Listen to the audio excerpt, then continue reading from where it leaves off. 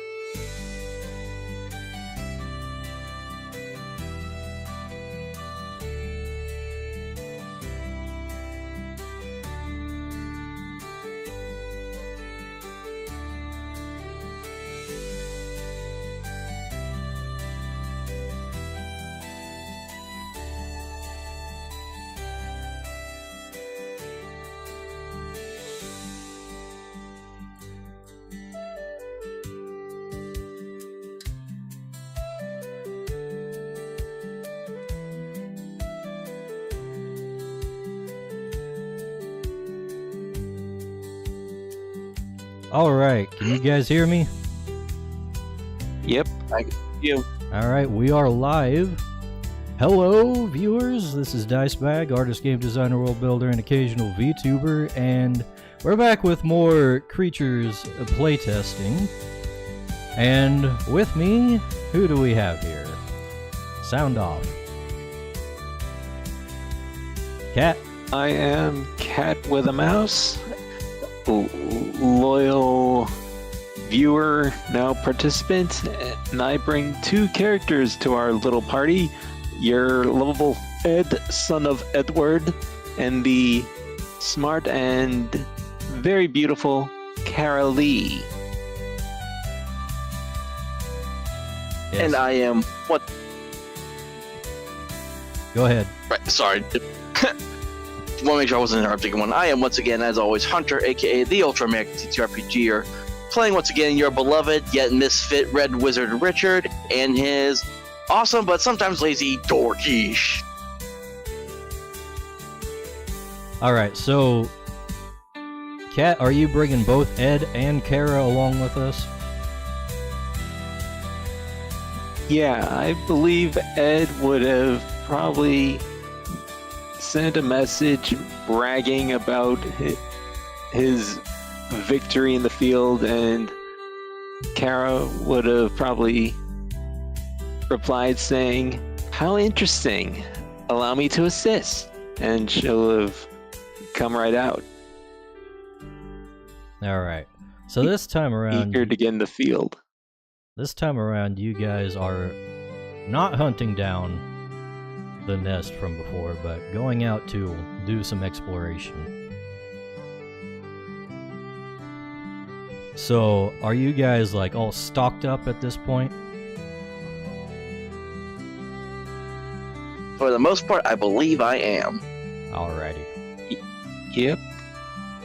So basically, if we're gonna be doing exploration, we got like 2 modes that we can deal in. We can deal in travel, where you're moving through multiple hexes in a day, and just kind of picking out what you come across and noting that down. And then we've got the full-on exploration mode, where you just spend a day exploring a single hex and trying to find everything that's in there. So I'm gonna leave it up to you, like which direction you're gonna go and which mode you're gonna engage in. Fine with just picking the hex and exploring it. Ed would definitely be the lick the finger, point to the wind, go cross-eyed a bit, and go that way. And then Kara just holds him by the collar. No. Let's Spoiler alert, wait. he does that for no reason. Yeah, you can see that Kara is Ed's handler for the Magi. Let's see, once again I need to find my weather tables. You Hold on always a second. lose those weather tables. I do always lose the weather tables, that's why I keep forgetting to use them. The weather is forever changing. It's like we say in the South, just wait 5 minutes. Hell, around here we had a freaking tornado warning for a whole 30 minutes. Oh jeez. I had flash flooding.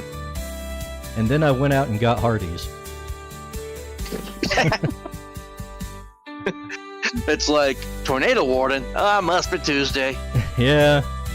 Oh well. Let's see. Oh man. Excuse me. That's not it. Oh, here we go. Oh no, wait, that's the table for past weather. Holy hell, where the hell did I put this stuff? I need to sit down and organize this better. You know what? Screw it. No weather. We'll try it later once I'm more organized. It's clear, so bright, and basically sunny. a normal day. Mm-hmm. Alright. So, which direction are you guys heading in?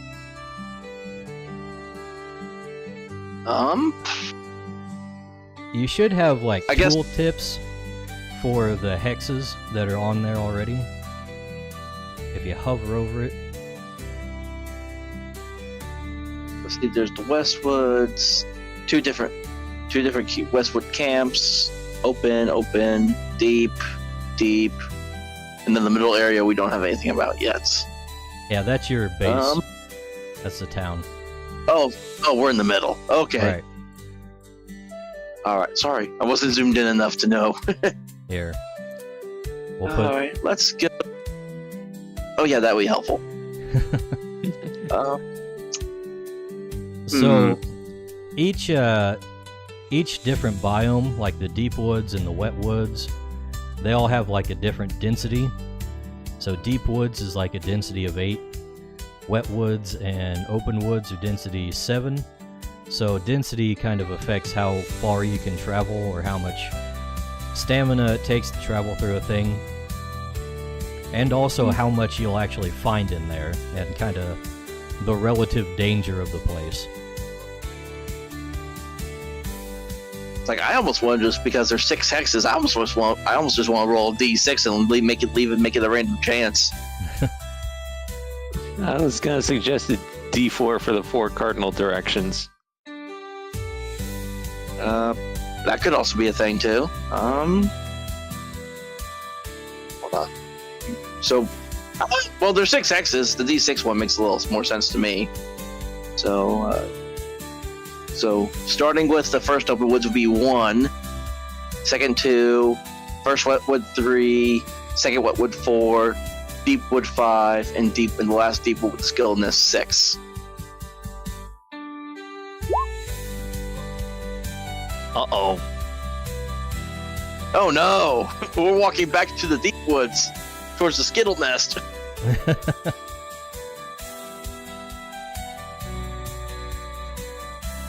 Going back to where you know, apparently. Alright. So, exploration is going to be handled a lot like the tracking, where you're gathering clues. Mm-hmm. Let's see. And of course, you got several different actions to kind of help you gather clues to find different types of features and landmarks. Of course, if there is no feature of a specific type, then your clues are going to be wasted if it's a specific type like that. So, shall we, I guess, put everybody in the turn order?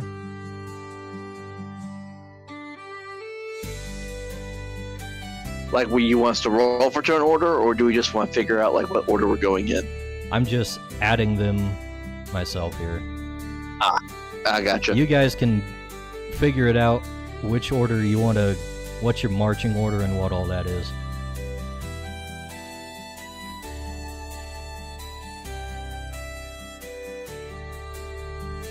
Who's taking up the front?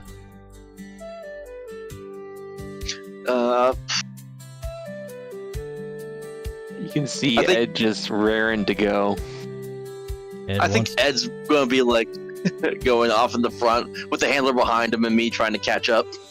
All right. Yeah, Ed's like, to victory! Kara, Ed, no! Ah. It's like, hold up, I'm not a fast runner. All right. So you're off back into the deep woods to explore it and figure out what exactly is there, besides all the Skittles, of course. See, every time we say Skittle, I keep thinking Skittles, and I picture like Skittle, like candy-colored insects. You just gotta say it with like a retard accent. Skittle. Oh, jeez. So like Ed. Like Ed. Skittles! So Ed named them all. That's how all these creatures got their names. At least some of them. All right. Alright, so Ed's starting us out. So, what exactly is he going to be doing with his turn? He'll do what he knows, which is his tracking.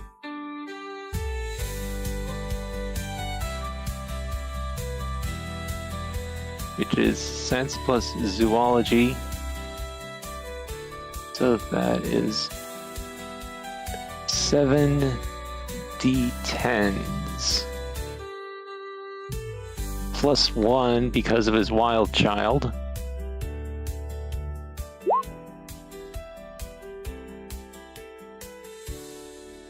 Alright, what are we shooting for here? Let's see, we got... You also get a +2 roll modifier for the specific actions, or the specific clues. Oh, that was...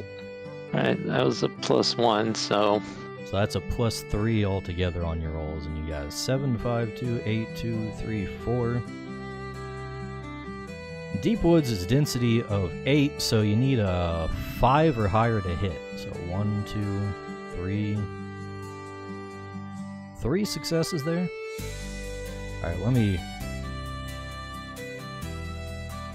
clean up the text from before and we'll write things out. So what's this? Animal clues? Yes.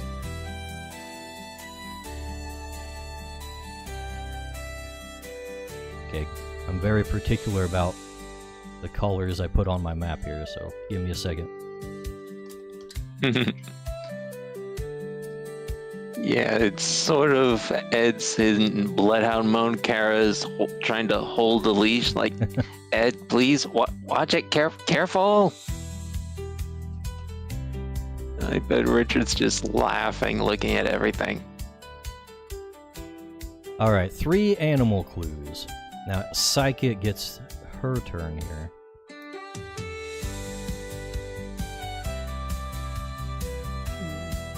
Unless you want to do a passive action. Ed would be too engrossed in tracking to do any passive actions. Alright. Psychic's passive action would definitely be to look out. And she would just do a simple scout. Agility plus observation, which is 4d10, and that includes the +1 of Wild Child, or is that irrelevant? You know what? I think we're gonna not apply the Conjurer bonuses to the creatures anymore. Alright, makes sense, but that's still 4d10. Alright, what's that? That's only 1 success. Alright, let me get my generic clues written up here.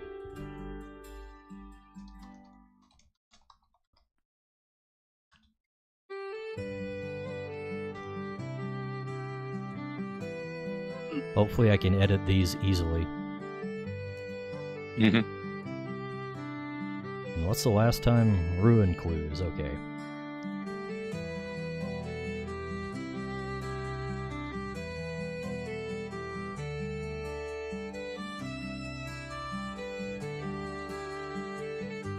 Alright. 3 animal clues, 1 generic clue, and that's all for that turn. So Carolee is up next for hers. And she is going to just do a nice little look around, sort of the anime moment of sparkles as the hair flies in the wind as she spirals looking around, and then she does the study action. She's gonna study. Alrighty. Intellect plus history. She has 0 history, so that's just 4d10 plus 2.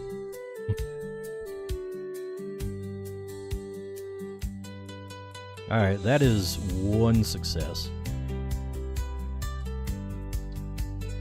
Uh-oh. Looks like I can't edit the things after I've already put them on the thing. No, jeez. Oh well, I'll just draw them on. 1 ruin clue. We'll make tally marks here. There we go.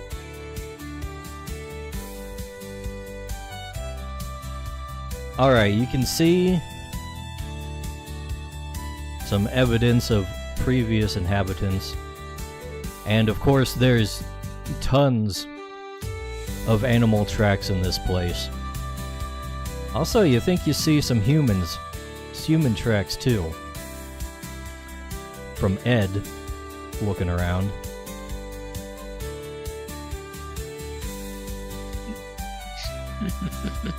Probably just a bunch of our tracks from the last time we were like exploring around the place. Could be, could be. So is Creebean gonna do anything? Creevine is going to join Ed in the tracking.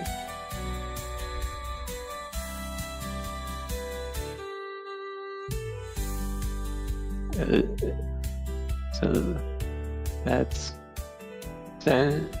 zoology, which is another 4d10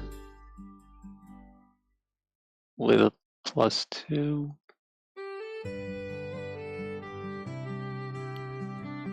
Alright, that is 1 success. 4, 1, 5, and 9. So you're at 4 with the animal clues, 1 generic, 1 ruin.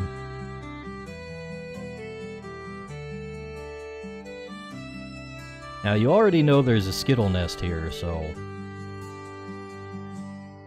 we're counting that as already discovered. You kind of figured it out last time. Then maybe Ed might be on edge because of the gum pillars he tried to communicate with but attacked him.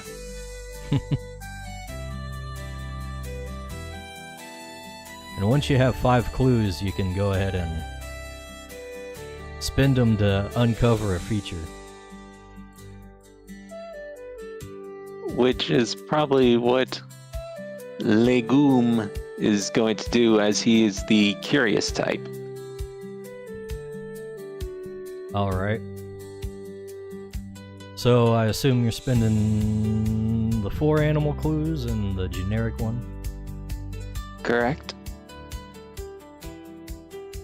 Let's knock these off. Alright, you do find, after you follow the tracks enough, you find the location of a human settlement of tribesfolk here. It's a pretty small one.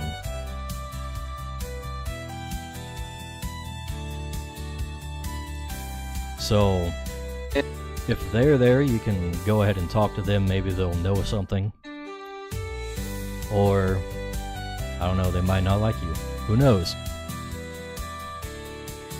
Legume would probably jump up and down, calling to Kara, going, "Cree, cree, cree, cree," and point with his spear towards the group he discovered. Alright, well, Richard's turn is up. All right.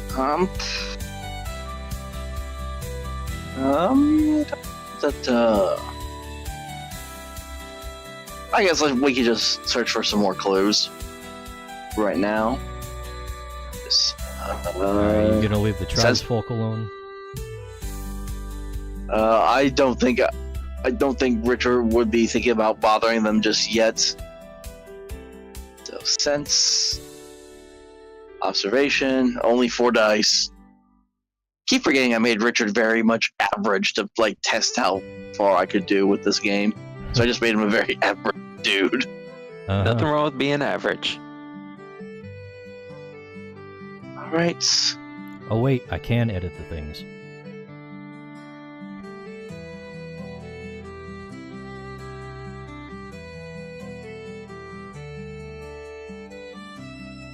Okay, I figured it out. Alright, you just doing the scout action, or? I was search for clues.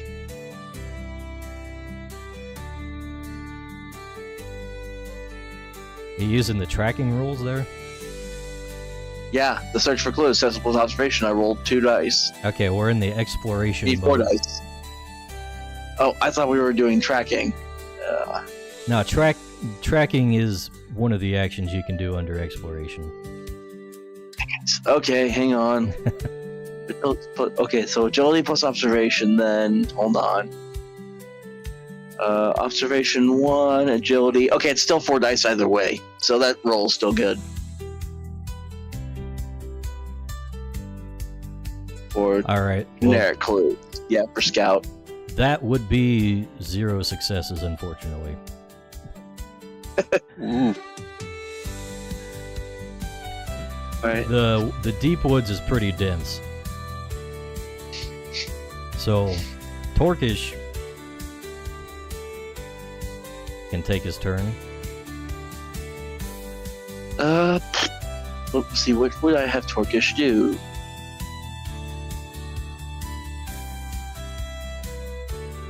I think I would. Let me see here. Well, the question is, do I have some of these other things that I need? Which I don't think I do.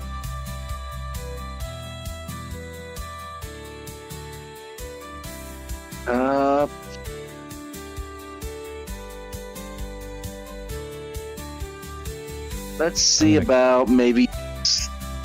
I'll go ahead and add the camp to the tooltip, by the way.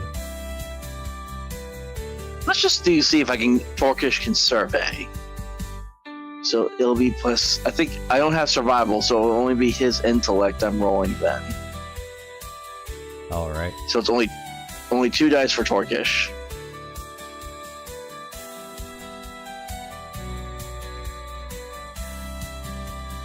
Alright, that is 1. So that's a nature clue, right? Yeah. Let me. That says for survey gathers nature clues with the +2 roll modifier is what it says. Right. So the 6 hits with the +2. You need an 8 in total to score a success on this. Oh, do you add them together? They're not individual dice rolls? They're individuals. It's just that you get the +2 roll modifier. So that's okay. applied to each die that you roll. Alright, so if that's the end of the turn, we will roll for an encounter. That's about an hour of exploration for you guys. And let's see.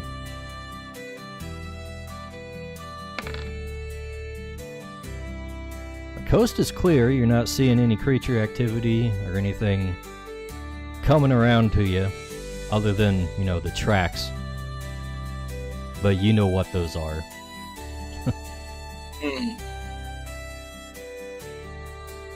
Alright, so next round, Ed is up. Ed would probably look where Legume is pointing and try and do a survey.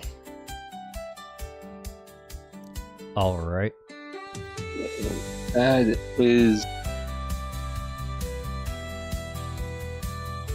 3d10 plus 3.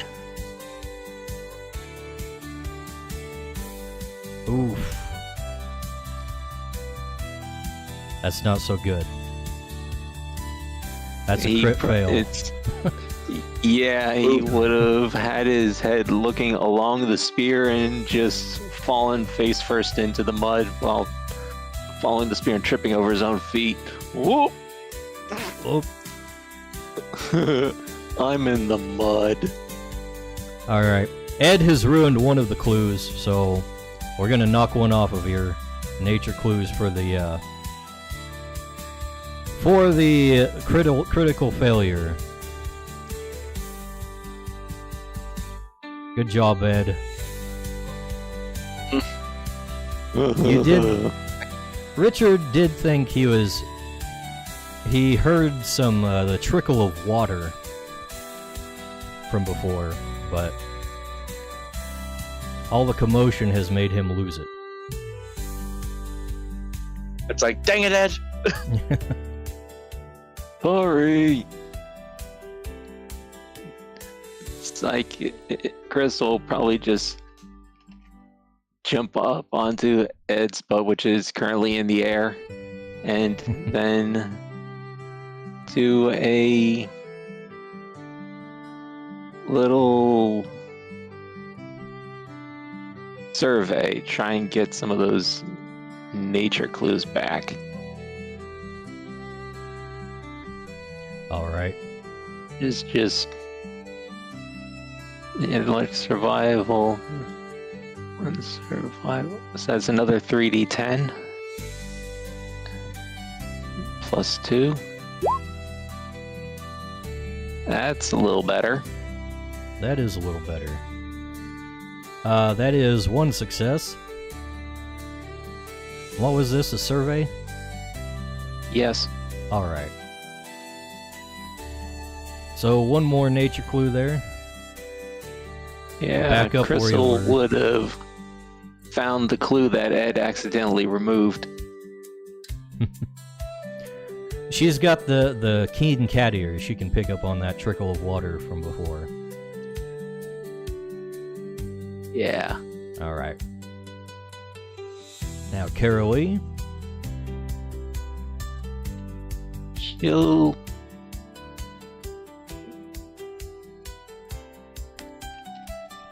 do a little bit of scouting herself, which is a 0 roll modifier, but 5d10.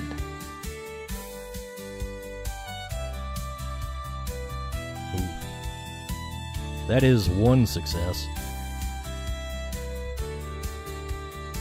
She's still doing her pretty twirl, but now she's starting to get a little dizzy. Not gonna lie, this is going a little slower than I anticipated.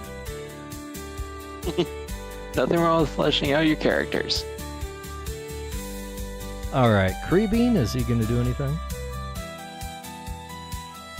Creebean is going to, having found this group, he is going to try and track a path to them.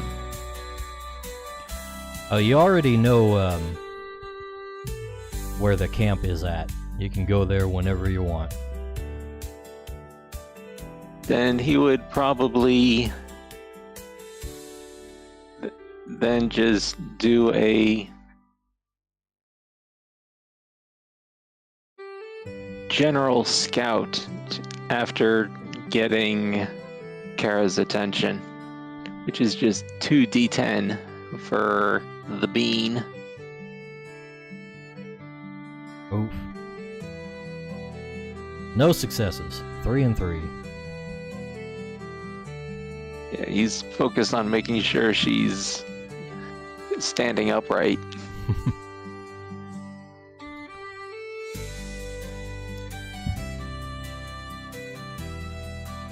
Alright, Richard is up. Yep, let's do... So, we can see this village that you mentioned earlier? Yeah, you can see it. You know where it is. You can go talk to him if you want.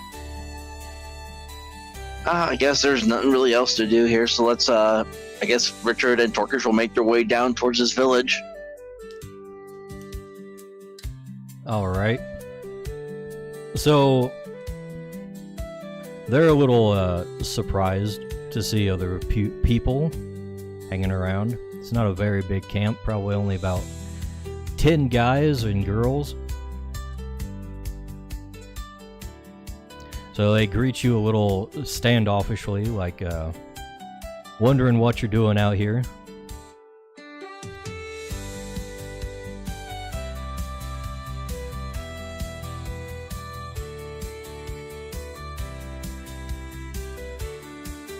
One- Do they look like I'm trying to like. Do they look like what's the word I'm looking for? Like are they like tattered clothes and all that, or they look like what do they look like? They got like these primitive blue robes that they're wearing. They got, basic weaponry, like they got a campfire going, they got a few tents hanging around. Right. I guess I would just if they I guess we could they I guess I can understand. I guess they speak English, I guess would be the question to ask. They speak a close enough dialect to you guys that it's not going to be a major obstacle. Alright, I would just kind of ask them, like, what are y'all doing out here?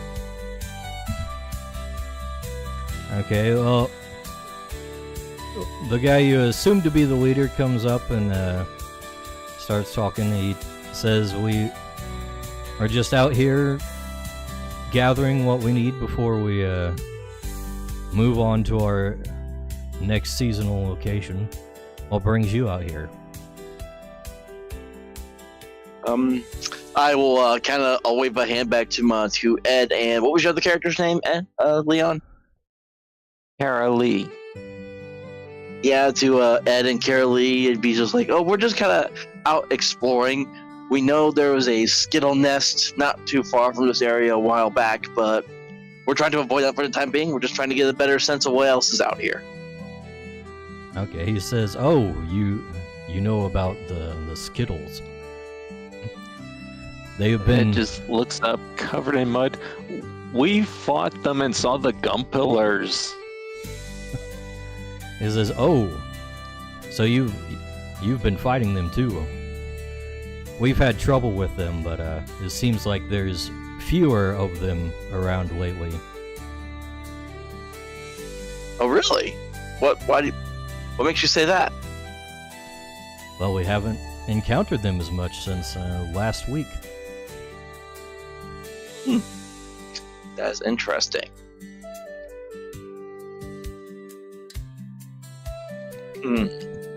So are you from the settlement? We are. I was about to say, I assume he's talking about the city in the middle of the area. Yes, the colonists, the settlers. Yep. Thought so. You don't look like you're part of the tribes. It's like Richard looks down at his like red robes, looks back at him, and resists the urge to say, "What gave that away?" Kara Lee would then walk up and say, we're just exploring the woods. I heard about the nest from my friend Ed here, and wanted to see what was going on. I wasn't expecting other people. Well, we of the tribes are all over the Vivid Vale, so I'm sure you'll find more of us as you explore, but what exactly are you looking for out here? I just kind of shrug my shoulders and Kara does the same, sort of shifting between her heels. Oh, just looking around. This is my first time really exploring anything, so I'm just having fun. yeah, we're just kind of just looking around for now, just seeing what's out there. Not really, nothing in particular we're looking for at the moment. Ed shakes off the mud like a dog. It's like, dang it, Ed! Not in the robes! Robes are made to be dirty. Alright. So he says, well, if you need to know anything, we'll be here. We've been around this part of the land for a while, so we might be able to help if you're in need. Alright, it's like, we will keep that in mind. Thank you very much. Kara politely bows. Your offer is very much appreciated. We will definitely take you up on it when the time comes.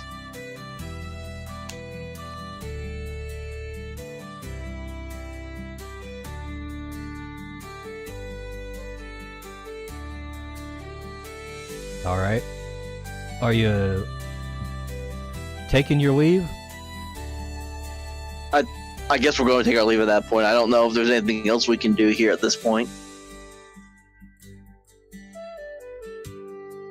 I think Ed would run up to the guy, give him a big hug, and say, "More people are wonderful," and then just run blindly out into the woods again. Ed, we've told you about asking for consents before. Kara just shakes her head. Every single time I tell him that, he completely ignores me. I do not know why. And then So he's just always starts- been like this. Yes, he's always been very affectionate, be it creature or human. Let's go make sure he doesn't trip again. As soon as you say that, we hear a bonk in the distance as he trips. Yeah. I found a tree. Can't forget George of the Jungle playing through my head right now. Watch out for that tree. Boom. Yeah. All right. Then Crystal just starts bounding off.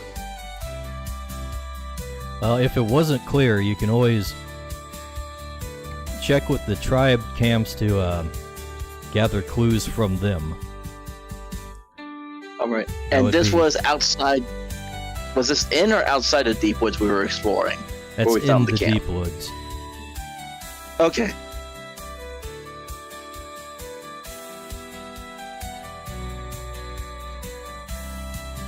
So I guess the question now is, do we want to explore this certain hex now even more? Or do we want to move to somewhere else? I think we're There's probably still a moving lot of somewhere stuff else. to find here. Yeah, And, probably check where Ed fell. Every time somebody falls, you're bound to find something. Yeah, we go back. Yeah, we go to the spot that Richard fell and start doing our actions again. All Yeah. right.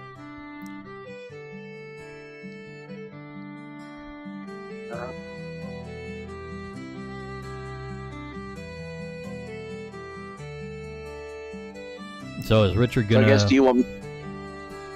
Yeah, Rich- Drew, should I go first for this time, or do you want to go first with your characters, Leon? Oh, why don't you go I- ahead and take an action for your turn, All right, and then we'll call that the end of the round. Well, yeah, because I just talked to the. I just went down to the people. I didn't really do an actual action that turn. Let me double check his. I do have. Could I do a study action? You could. All right. I mean, I'm not quite sure what there is to study in the area, but I mean, I figure like that's the best thing I could do right now. I don't really know what else, so let's see. Intellect plus history, which I do have history. That's going to be 5 dice.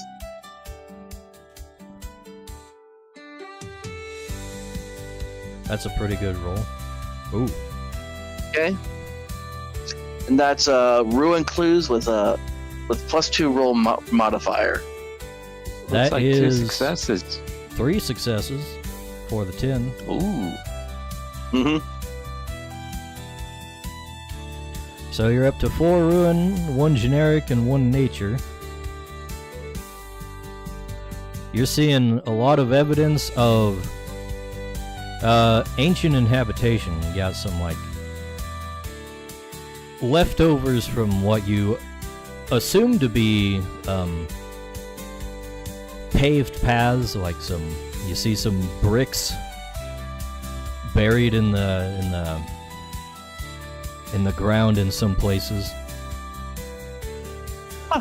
It's like as we're helping Ed like off the ground, that's when like Richard notices something, brushes away like maybe some grass in the vine or two, and that's where you find the that little object or whatever. Right. It's like golly gee willikers, look at this. Right, and I think I'll have Torkish do the same action for study as well. You could use your passive action to spin 5 of those clues. Generic clues only will have- count as any type. Okay, because I have 4 ruin and 1 generic. You said correct? Right. Okay, then yeah, I'll use my Richard's passive action to maybe discover a feature about what we just found, or something. Alright, so... Hold up, let me move things around here. So you start following this trail of the brick roads. And as you follow it, it starts going from bricks to some unusual... It's like the trees in the root system have been kind of molded in a way unnaturally to create a path of roots rather than pavement. And off in the distance you can see, let's see, a strange configuration of basically like unnaturally grown trees and basically kind of a structure it looks like. Like you've got tree-based pillars like coming up out of the ground, and the roots are like intertwining between them to create kind of a almost like a mound.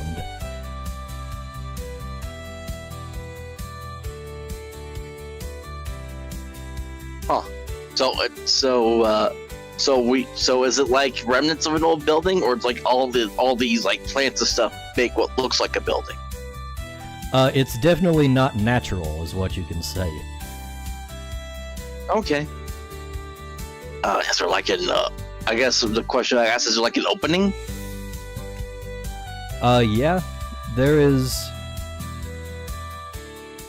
Yeah, there's kind of an opening to the mound there.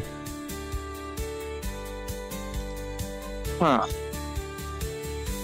I think this is when Torkish is I don't know if Torkish I think to do Torkish's actions really quick, I'll have him do a scout. So that's let's see, agility plus observation. So let me look up his Torkish agility is 2.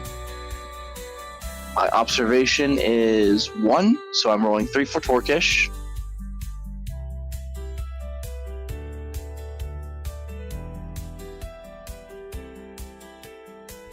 Oh, was that Torkish 843? Yeah, those 3. Yeah, that was the roll for my Okay. Torkish. All right. And then his passive action is going to be lookout. All right. Because what I'm thinking of is, as we approach like the entrance to this mound, I'm assuming it's going to be a little dark, so you see like his head kind of get a little more like power to it as it kind of becomes a little brighter, so it lights the way. All right. So you've got the thing located on the map. If you wanna, we'll mark that down. How do, like on here on roll 20, or how do I do that? I'm adding it to the tooltip here. Oh, gotcha. This is a fairly Yeah. like mid-sized one, you would say. Yeah, like I wave over to Ed and I don't remember the full name, so I'm just gonna call her Kara to come over as we're like looking in, like we're just like peeking in through the entrance of this mound. We're not inside it just yet. All right. Yeah. Carolee has no last name. It's all her first name, but she does go by Kara. Okay. She better. She's used to it. Yeah, if you want to take a closer look, then you can kind of... Yeah, it's definitely kind of alien compared to the construction you're used to seeing, but you're gonna make the assumption that this is probably some kind of tomb of some kind. As you inside, you're seeing a lot of like, I don't know, what would you have in a tomb? In this world, who knows? Also, did Torkish get any clues from his scout roll? Did he get any clues? No. I threw one on the generic clues there. Can you see those? Those are visible to you guys, right? Yes. Right next to I see you. him. Yeah. All right. I got like 20 different things open on my screen on here for Roll20, so. Yeah. I'm trying to keep those updated.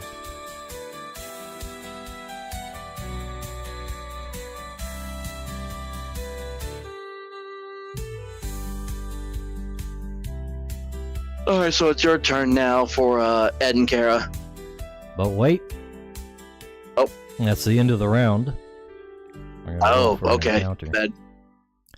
Now you guys are lucky. No creatures are found or have found you. That'd be bad. We look into the entrance to this mountain, all of a sudden something just leaps out and attaches to my face.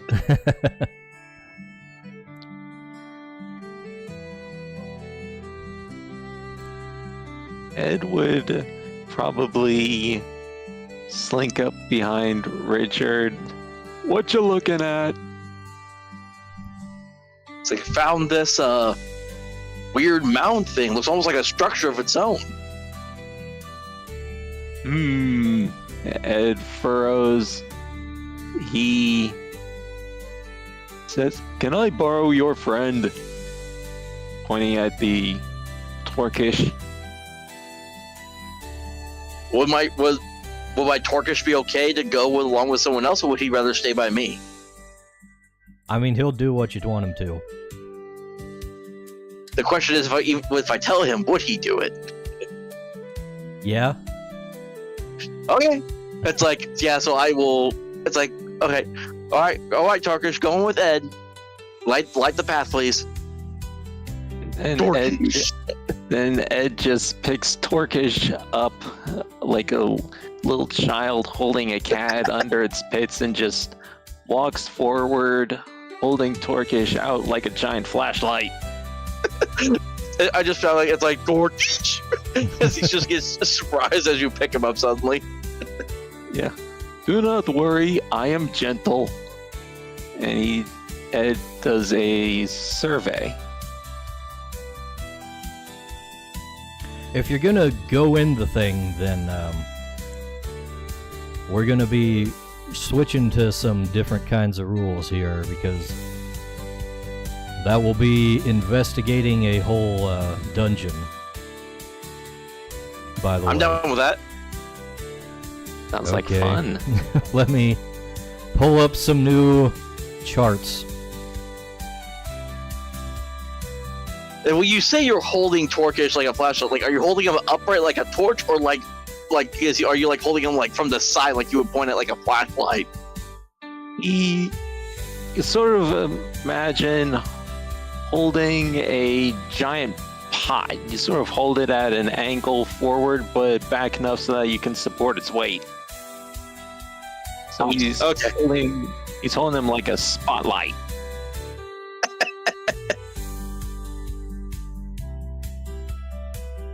And then Kara just looks over and says, "Well, at least he asked this time."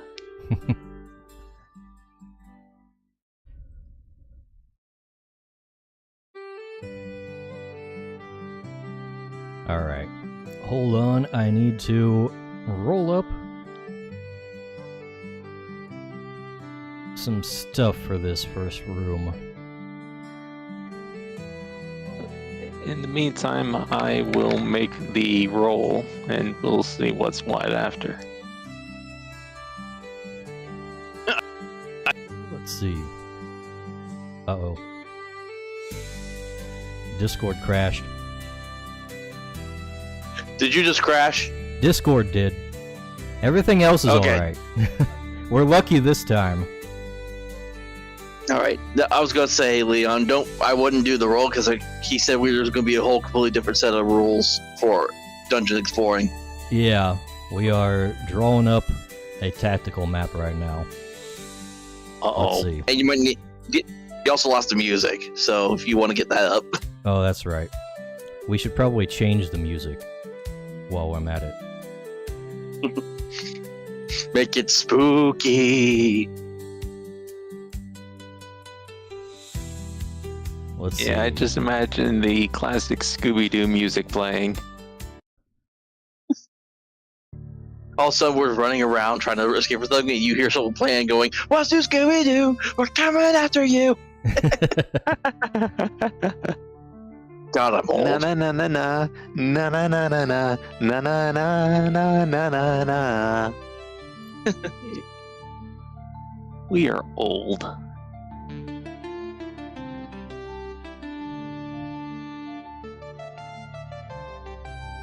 Oh, there we are.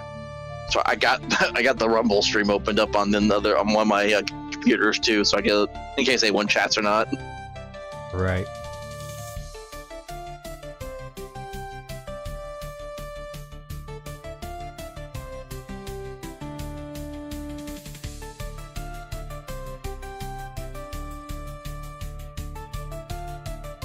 Okay.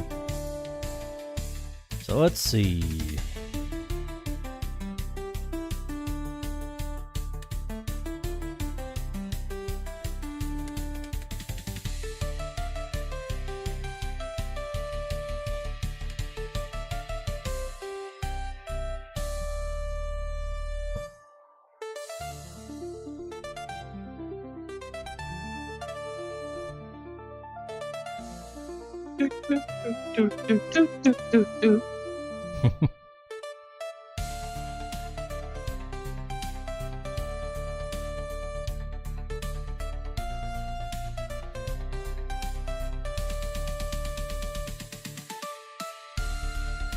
Oh, I am putting things in all the wrong places here.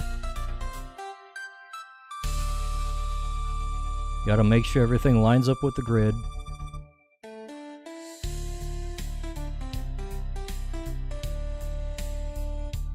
I guess in the meantime, so there's no dead air, maybe Karen and Richard sort of talk while Ed's doing his spot search.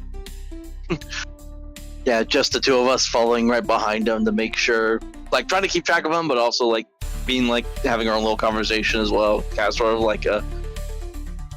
I mean, I'll let you start. I don't know what we talk about.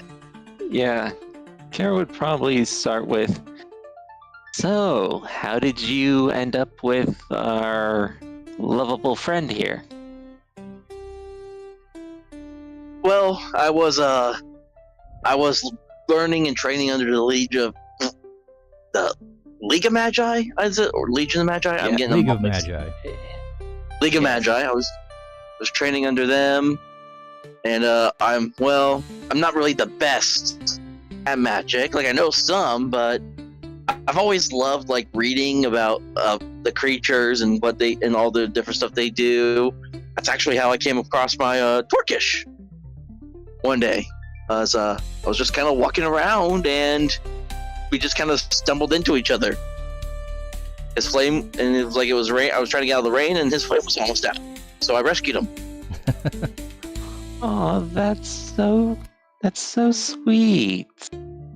I didn't. It's like, and no, I did not steal that from Pokemon whatsoever. That was the original story made up by me.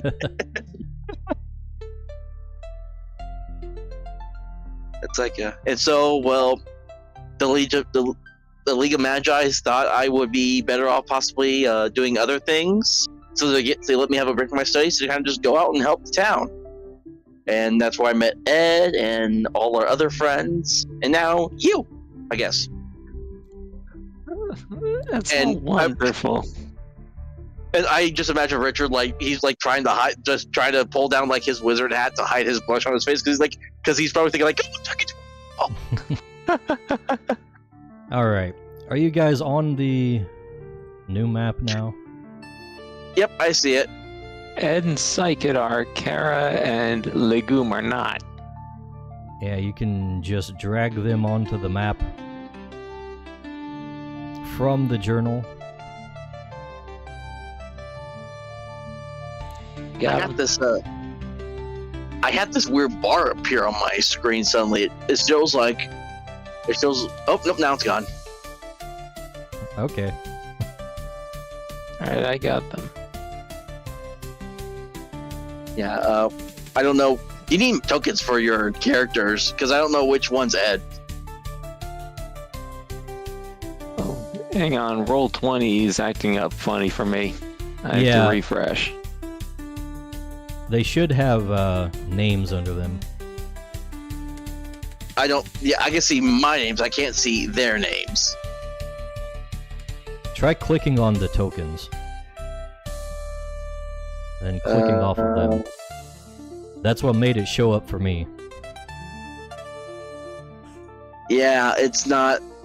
I'm clicking on them. It's not letting me see all the other characters' names on here or the creature names. Ah, wonderful. Yeah. Did you see them on the other screen? Nope. Okay, I think I might know what the problem is. Yeah, now I'm seeing double of a couple of the tokens for some reason. It's just on my end though. It looks like for some reason.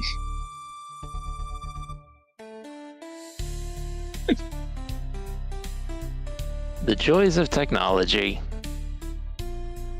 Kat, can you see the titles for Richard's tokens? I have not been able to see those, Okay. but I do see the tokens themselves.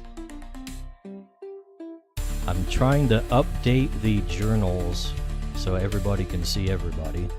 Let's see if that'll work. That may be something I may have to refresh to do. I don't know if it'll just pop up or not. Because I'm guessing double of Ed's tokens and double of the whatever the green creature is that I'm seeing on the screen. Oh, yeah, Kara and her creature have doubled in token for some reason. Yeah, I saw that. I fixed that. Seems you're a bit behind. Oh, hold on. Let me just refresh my Roll20 again really quick on my end. Sorry. Blame Roll20, it's always their fault. I don't like VTT period usually. Yeah, I don't know another good way to have battle maps and all that. Okay, there we go. Now everything's normal. I still don't see names under anyone else's token. Oh, wonderful.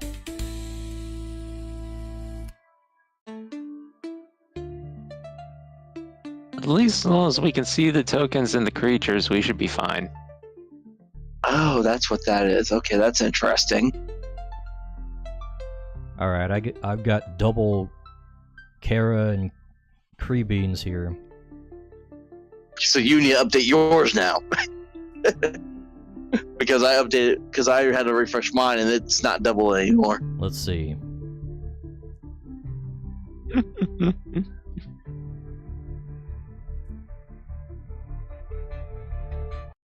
Alright. Now we're cooking. As cooking as we can be.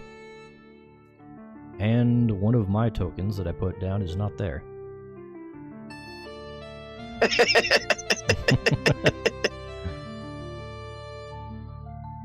It's like, oh, Roll20.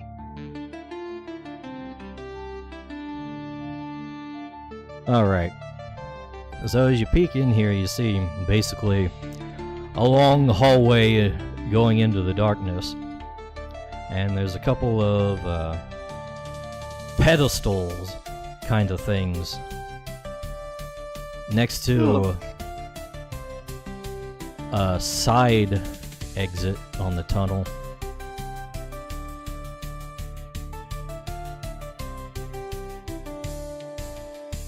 Yeah. Yeah, just put Ed there carrying my Torkish. Yep.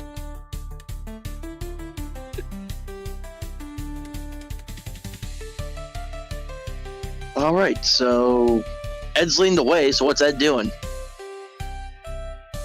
Ed's just looking around. If this is still exploration, he would try and just do a scouting, since that's all he can really do. Yeah, we're not going to be using the exploration stuff now.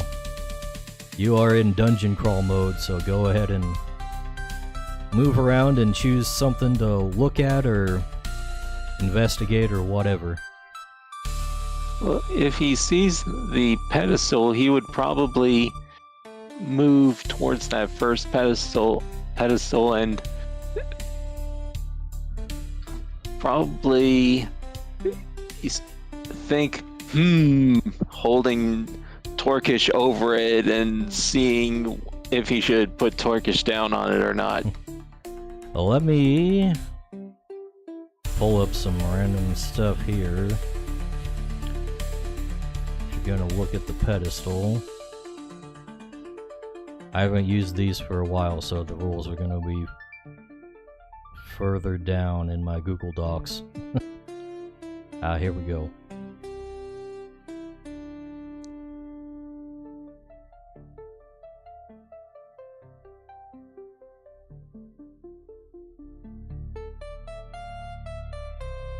A pedestal, let's see.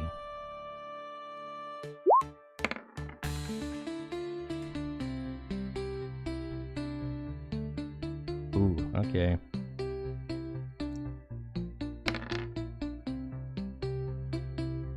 Hold up. We got tables galore here, and I wasn't prepared for this. No DM ever is. Let's see.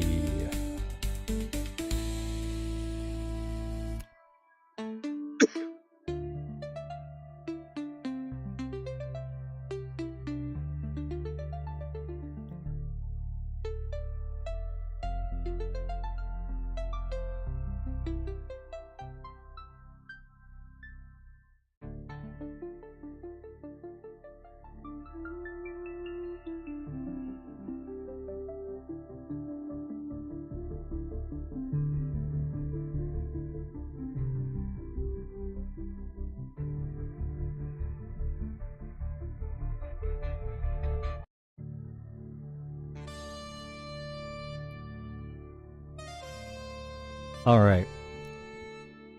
Atop the pedestal, you do see something interesting here. Appears to be a kind of weapon.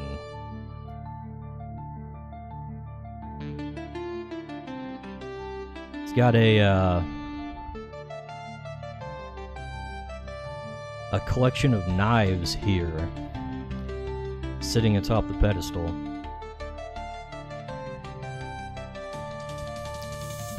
Looks like they're made of some kind of greenish material on the blades.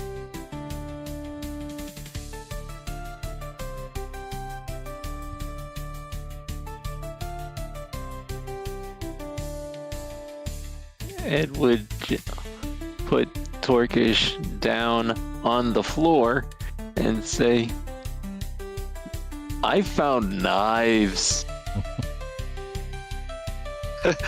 I feel like both me and Kara are both immediately we leap forward like, Ed, do not touch them.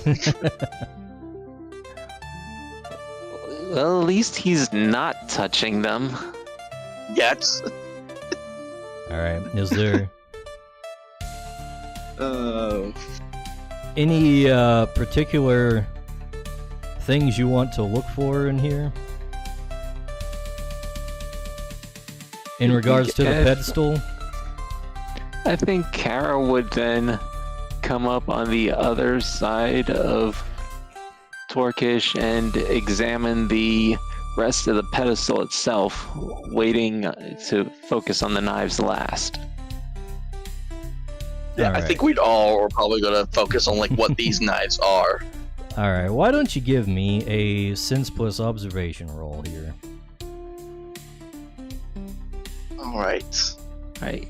Oh. Kara, sense plus observation. That's 3d10 with 0 modifiers. Yep, 0 modifiers.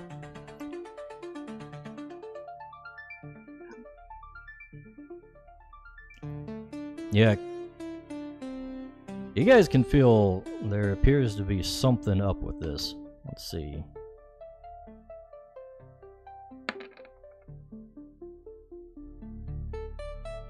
Okay, under closer inspection,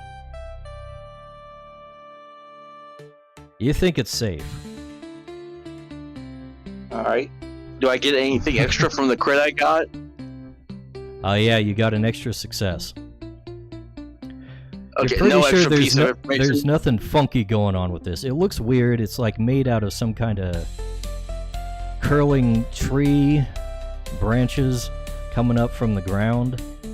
But other than that, there doesn't seem to be anything unusual about it, other than, you know, it's displaying a set of knives. Yeah, that's what my sense of observation was for. It was for the knives. I thought we were inspecting the knives. Okay, well, yeah. Yeah, that's what I thought we were all expecting. They're Kara was inspecting the pedestal itself. Oh. Yeah, Well, I wasn't trying to inspect the knives. Yeah, Richard would definitely look at the knives. all right. Well, Richard sees that these things kind of resemble the materials and the craftsmanship that's used by the Viridian Order. And Carolee would probably notice this as well, being a member of the Viridian Order. Yeah. Kara would notice that as she goes from the base to the top of the pedestal. Huh. I will slowly reach out and I'll pick up one of the knives. They kind of like closer inspect it, and I'll be like, huh. These look like they're from you said the Viridian... The Viridian Order. The Viridian Order. Which, And Kara would lean over your shoulder, Richard, and say, that's actually right. What are these doing here? do I know anything about the Viridian Order per se? You would know the basics. Like, they're kind of the civil authorities around the settlement. They answer to Duke Oakthorn. Right. Now, do these knives look old, or do they look like they were made from like previous times? Do they look like they were made like during our time, or? They're definitely older than, current models, but like you can tell a lot of the similarities to modern equipment is there, but it's specifically the Viridian Order's materials that they use that really sticks out. Interesting. These are like older knives from, I guess, before our time.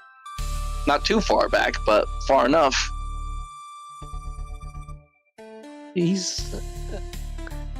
For Kara's observation,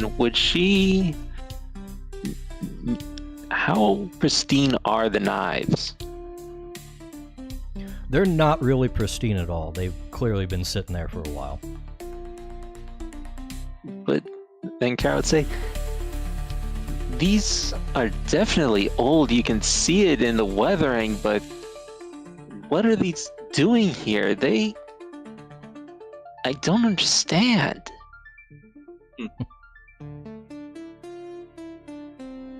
Was there anything on the I think I will meet Richard at this point. Richard and Torkish will, unless you want Ed to do something really quick before I do something else. I think Ed would probably go to the pedestal, pick up one of the knives, gingerly with 2 fingers, hold it in the air, wave it around, and sort of does a quote-unquote examination, like somebody examining a twig.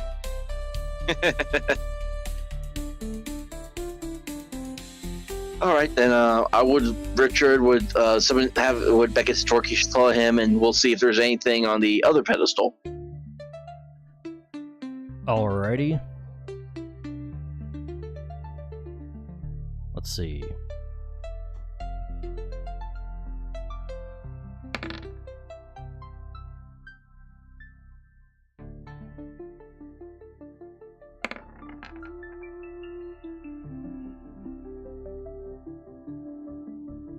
Oh, yeah, this one's also displaying a weapon. So intertwined in the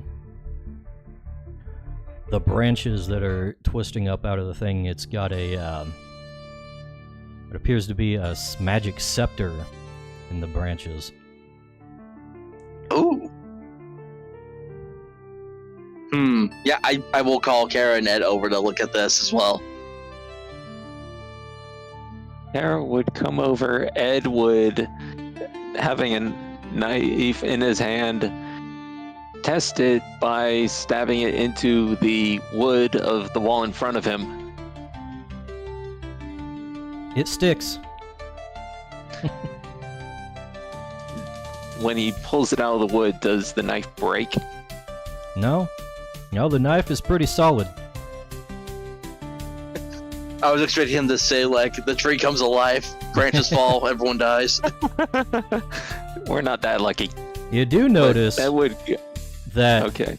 the gash left by the knife immediately starts to kind of close back on itself. Ed would see this and say, I think this wood is magical. I stabbed it and it healed. Would I not have sensed there would have been, like, some magic in this place? Do you want to sense? You want to do that? Yeah, I can do like some sense roll for how magical this place is. If after Ed says that, what would that be? Sense plus magic, I would guess. All right, so 3 in sense and only 1 in magic. So okay, let's see here though. What a great magician.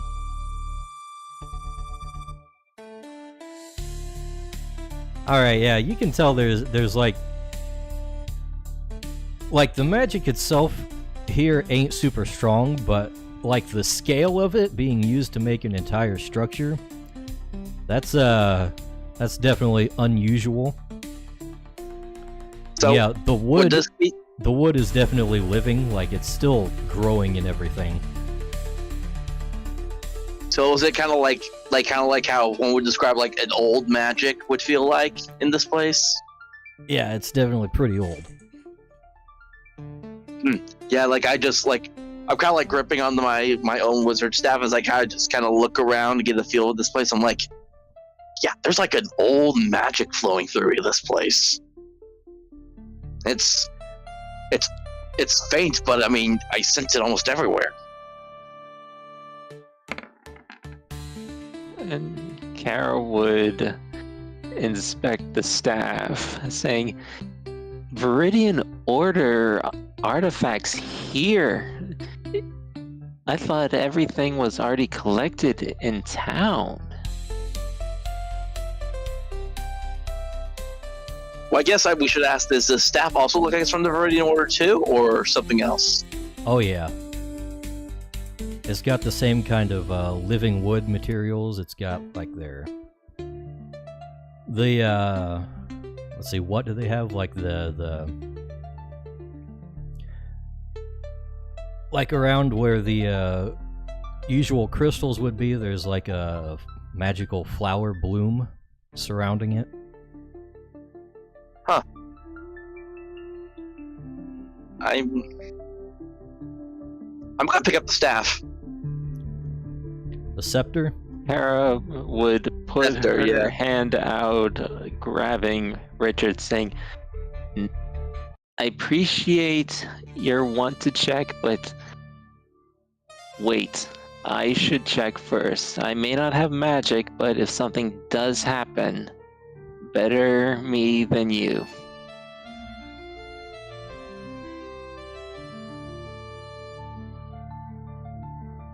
Alright, I Alright. feel like there's like a moment where it's like you're saying that to Richard, and without realizing your hand just hangs on like a little longer than it should, and his face just turns bright red. Kara would be oblivious to the redness. Of course. Alright, and then I'll let Richard will step back and let you inspect it yourself.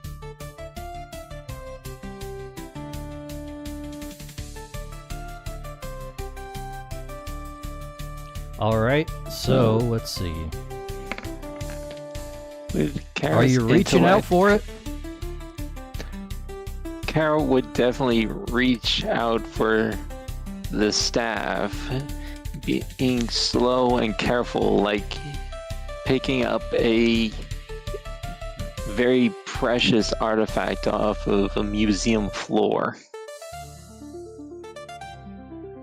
Would her being of the Viridian Order, would her intellect be applicable here? Before that, Uh-oh. roll for me. Let's see.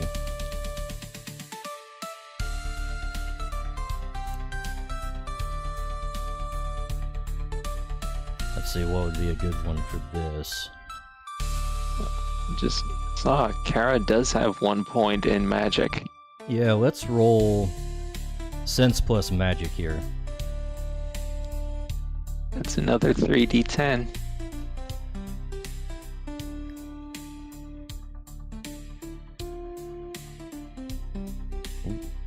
Three successes. Okay.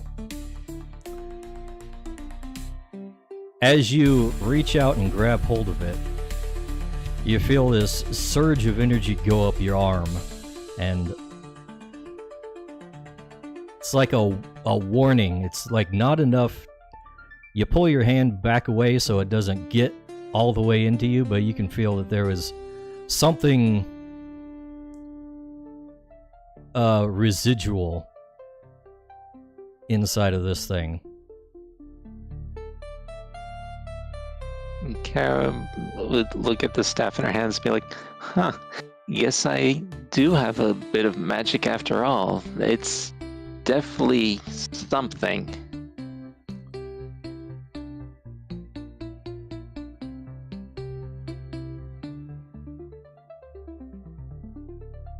I'm guessing we should leave it alone for now. Do you guys have cleansing materials? I don't think I have any on my person at this moment, no. If you want to remove a curse or an effect from something, and you would need to have something like cleansing materials or another thing that would let you dispel magic. Or if you want to just eat it. Well, Kara does have a binding crystal on her. Could That's- she use the crystal to try and absorb the magic into the crystal? That's for capturing creatures, and that's about it. I'm about to say that's not what the binding crystals are for. They're only for capturing creatures.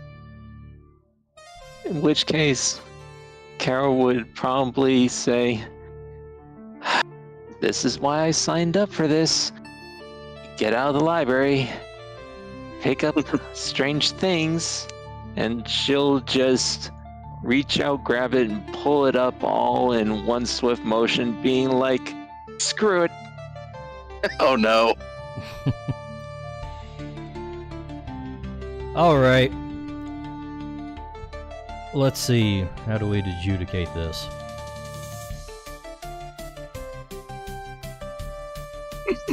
She turns into a Spriggan. Yeah, you know what? I gave you fair warning. Here's what we do. Oh no. He did say better her than Richard. Yeah, you managed to pull it away, but that magic energy really does a number on her. She can feel it like tugging at her physical body. She ends up taking one fitness injury. Okay. So mark that. Mark off 1 fitness on your character sheet. And that will stay reduced until you actually have some time to get some rest and heal it up. When you suffer an injury, basically what it does is reduce one of your talents by 1 point. And if you accumulate enough injuries that you're reduced to 0, then you're basically out. Well, now Kara's fitness is down to 1. Okay.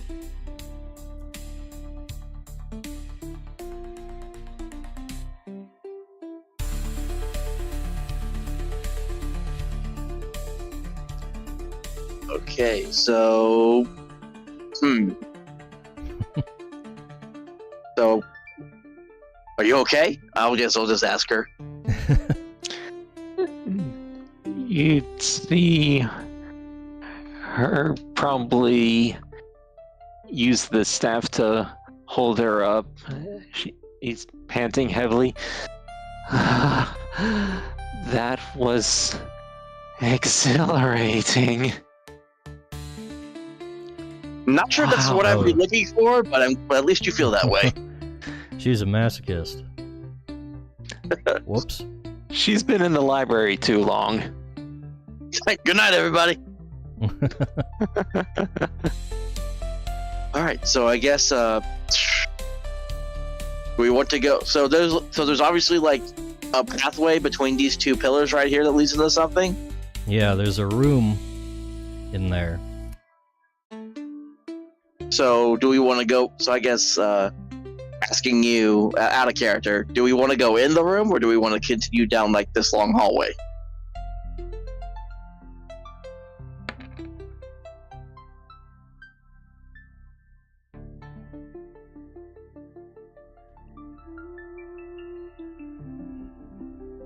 Leon?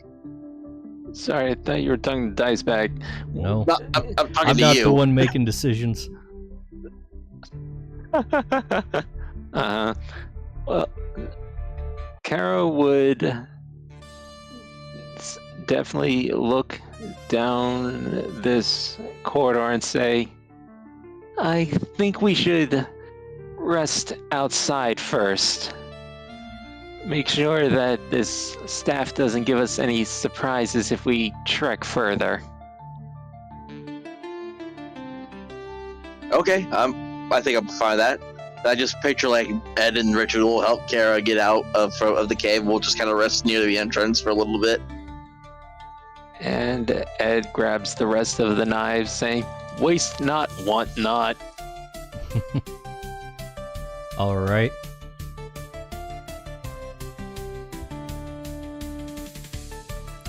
So do you want to treat the injury with some medical supplies, maybe? Yeah, that's definitely something Kara will do. She will use one of the medical supply kits. I guess if there's like an injury on her, is it like, did like some branch shoot out from the scepter that she grabbed and like poked into her or something, or like what happened? What did we see when she grabbed it?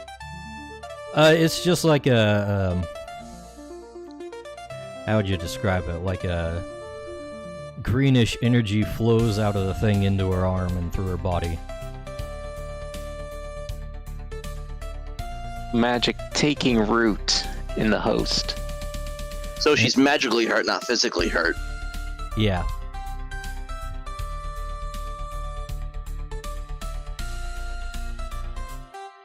All right. So the medical kit will restore the point of fitness. Well, you're gonna have to roll for it. Uh-oh. I believe that's intellect plus healing. And it won't bring back the fitness right away, but it'll treat it. Oh. Healing and intellect, that's 6d10. So that's a decent shot. Yeah, that's a good amount. Well, not with those rolls. What was her fitness to begin with? 2. 2. She's not super fit. Yeah, this is proving especially difficult to treat, given it's a magic injury. Those are all failures. Oof. And she's not especially tough to begin with, so that makes it more difficult.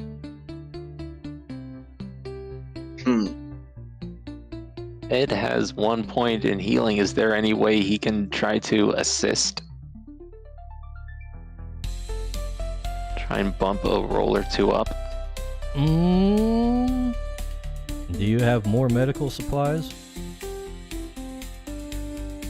Before Kara left, she had 10 medical supplies. Alright, well, you can just use more.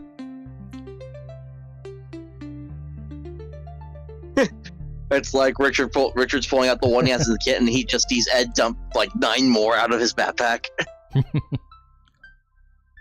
Yeah, Kara brought a lot of health potions and medical supplies, knowing she's not as strong as Ed. A prudent choice. So you want to make another try? One more try. So that's the 6d10 again, or would Ed be rolling this time? You know what? If Ed's gonna help, I'll let you add Ed's healing die to hers.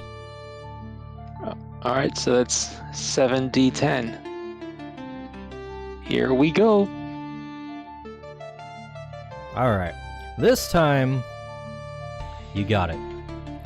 You figured it out. Yeah. Ed knows how to heal creatures, and humans are a technically kind of creature. Different spelling. Yeah. You figured out a good combination of medicinal herbs to mix up and slurp that down, and that alleviates some of the issue. So your wound has been treated. You'll still suffer the penalty until you get some rest, though. Like a full night's rest.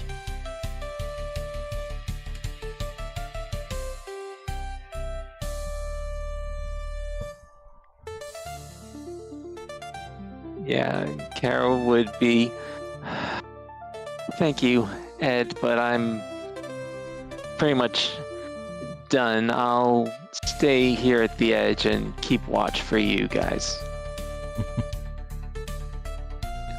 It's sort of sad, but happy that he was able to help, and like, okay, I shall help Richard. Crystal, you stay with Kara. And Crystal just curls up in Kara's lap, and while resting also does a nice little sentry work. Alright, so what's the deal here? Outside the little role-playing doohickeys. With Kara, Legume, and Crystal out in the mouth of the cave, resting and keeping watch, Ed would just go back to Richard, and then, using one of the knives he collected, points into this corridor and says, "For Kara, we explore." You mean this room right here? Is that what you're referring to? Yep. Alright, so I guess we got the... I guess it's gonna be that the Torkish kind of like out in front of us to like light the way. Wow, what in the world did I just do? Oh, I hit the wrong thing. I hit the draw button on accident when I meant to hit the select button. I'm sorry. I actually drew a green line or something. I don't know how to get rid of it. There. Probably right click and delete. There we go. Carolee would have 1 Viridian staff, and Ed would probably have, 4 Viridian knives? Let's make it 3 knives. Alright. As Torkish moves into the darkness. Yeah, with Let's us see. two right behind him.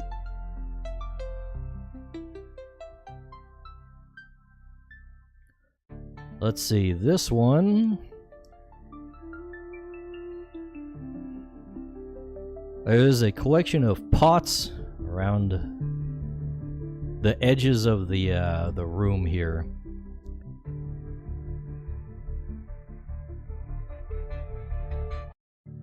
And also on the far end, there's a whole rack of weaponry on display.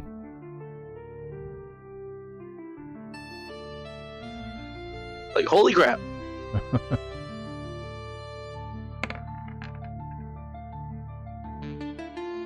Oh, all right. I'm guessing all Viridian weaponry. Kinda looks like it.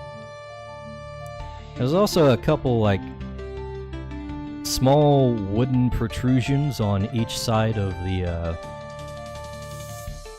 the room. Like, let's see. Here and here. It's Like, they're like, just I just kinda- kind of as Sticking out conspicuously. yeah. I'm just Richard's like with the Torkish's like with head fire kind of lighting this room. Richard's just kind of looking around like, I think we discovered an outpost.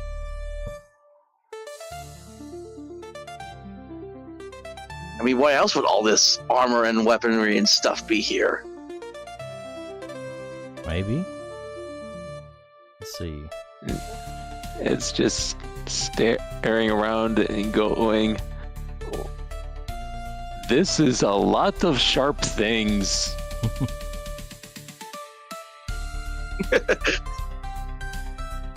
I feel like I'm about to become the equivalent of be careful or you'll shoot your eye out. And then Alright, he would nope. do the shooting. When you say protrusions, like, are you referring to like things that can be pushed in, or Like they look like they're made of the same material as the rest of the place, the walls and all that, like the wood, but they're kind of freestanding, So they'd be like Almost like weapon they're- stands. columns or something. okay? Does it look like there's been signs of anyone here being here recently, besides us? Recently? No.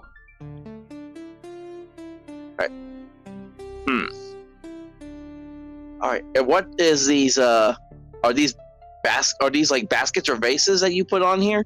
Clay pots, mostly. Clay pots. All right.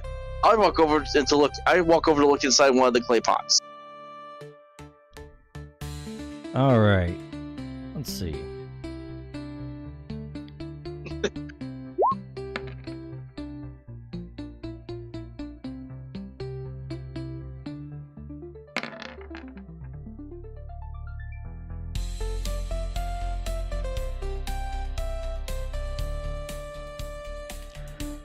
Alright, looks like most of them are filled with like old water and like spoiled food from long ago.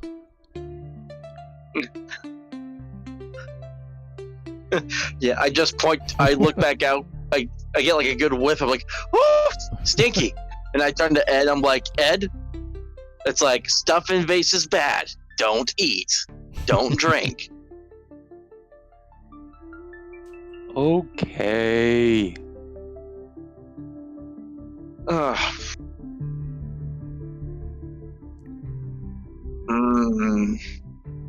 I'm trying to think, because it's like, I don't want to overdo it, but I also don't feel like that. I feel like there's something about this place that we're missing. I just can't think, because I'm assuming here, I'll let Ed do something, because since I've done a couple things already. Ed, activating his handful of brain cells, says, I am going to stand by the wall and not touch anything. By the one that has all the Sharpies. And he just sticks his hands inside his arms and just looks around, being careful not to touch anything. Well, as you Alright. move over there,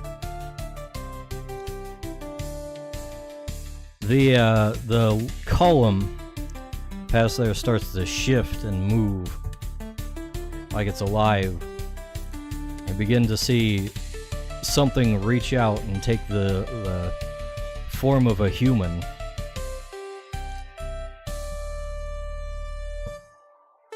Oh, that's not a very good token. Mhm. I'm winging it at this point, by the way. It's like, what, the Magi? So this column basically twists and turns and forms the shape of a humanoid body forms out of it. And this tree-like figure takes note of you as the roots and everything recede into it, and it's clad in this greenish armor. And it addresses you and says, "Who disturbs this place?" I am Ed, son of Edward. I am friendly. I am not touching anything.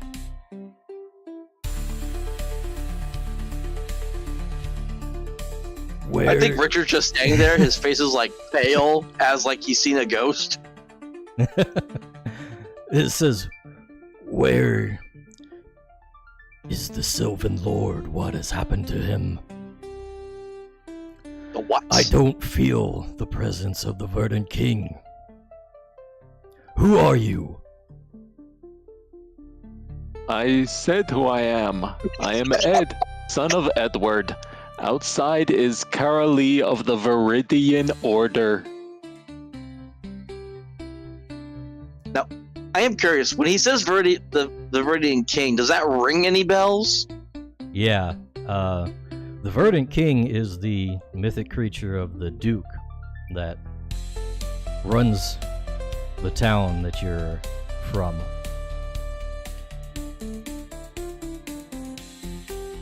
Hold on. So this thing that's supposed to run the town, this thing we just encountered says it can't feel its presence.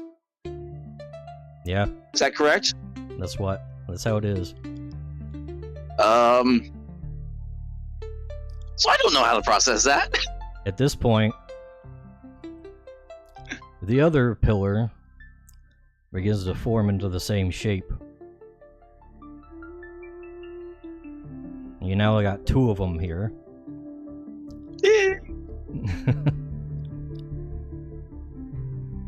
It's like, Ed, come to me. Get away from the wall. Understood. I am not touching anything. I am not touching anything. I am not touching anything except you. We'll talk about that later, but I'll allow it this time. All right. I am just touching your shoulder. Alright, yeah, I figure like the three of us are all like kind of huddled up together as we're like looking back and forth between these two things. Whatever the heck they are. Yeah, they are reaching for their weapons, saying crap. repeatedly, "Where is the Sylvan Lord? What happened to the Verdant King?" Where's Things the along those. Sylvan Ward? The Sylvan Lord. Oh, the Sylvan Lord, Viridian King. The Verdant King. Viridian King. Sorry. It's like, Ed, I think we should run, and it just starts blasting, running, bolting out of there. I imagine Torkish is the sort of doing the same thing. Ed is just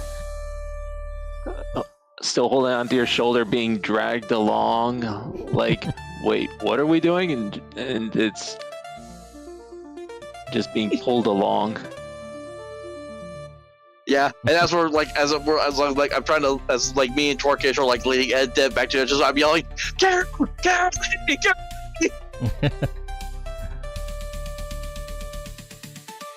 Kara would probably just, still sitting on the ground, turn in and be like, what did Ed do now? Well, I guess the question I should ask is, do we make it back outside of this of this little tomb thing building? You've got more than enough of a head start that I wouldn't even break out the dice for it, as long as you're making a break for it. Yeah, definitely. I'm not in the mood of fighting. Like, I'm not in the mood to fight these things. Yeah, we're just making a break back, like right outside. Like, were they following us?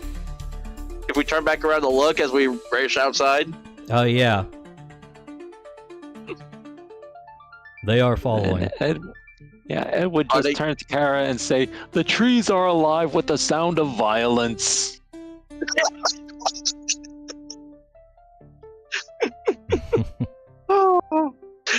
It's like, this is not what Julie Andrews said in her musical.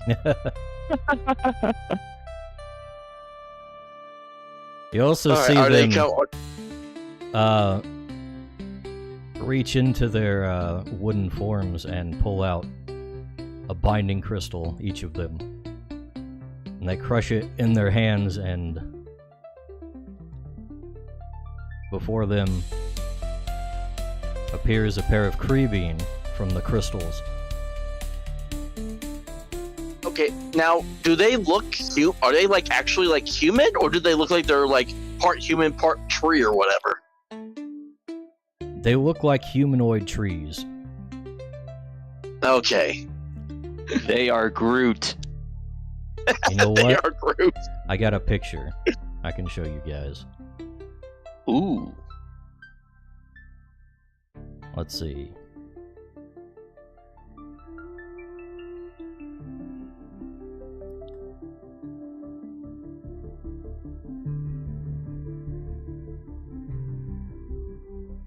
There you go, in the session chat. Oh, Oh golly. And we'll put this I'm up getting there. in Roll20 so the viewers can oh, see. that's not terrifying at all. Just cover the entire screen. It's a little big.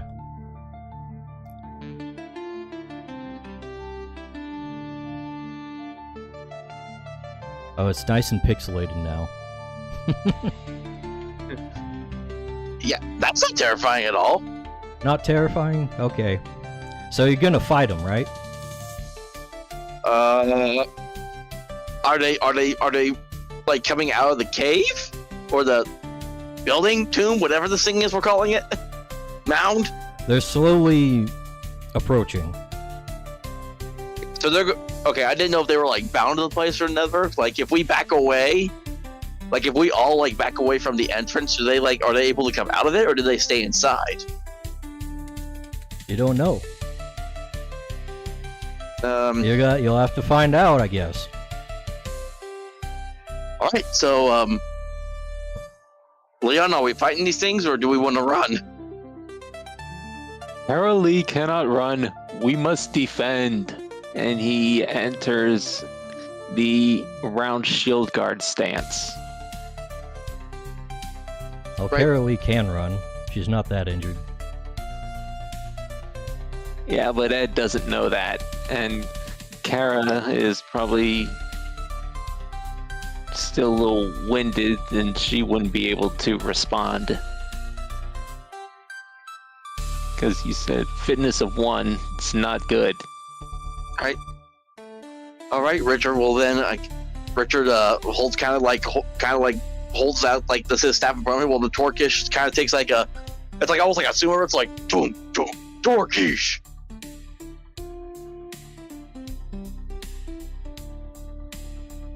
I guess we're gonna fight. All right. Let's roll initiative then. Initiative.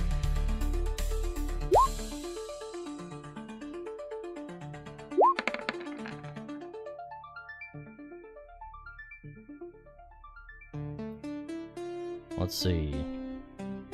Oh, I need to roll the initiative for my Torkish separately too, don't I? Yep.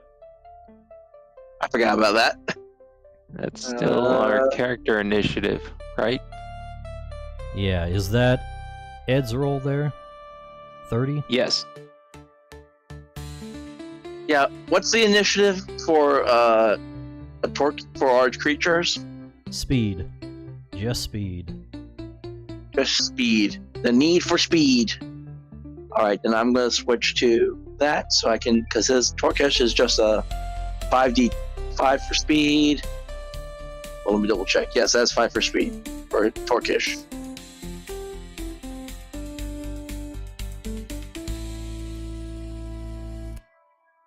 Alright. And Porkish is 32.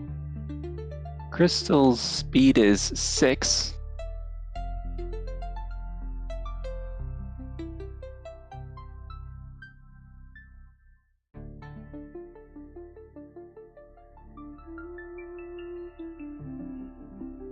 And add turn for Psychic.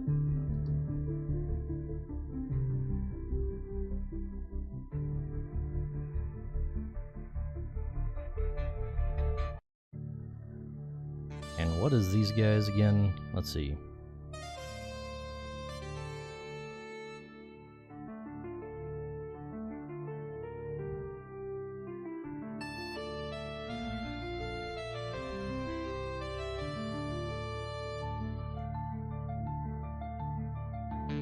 Okay, what's Kara's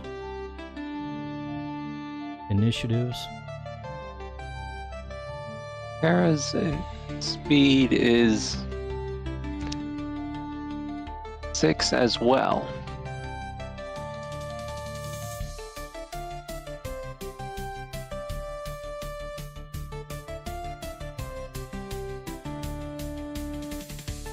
And Legumes is this. 22.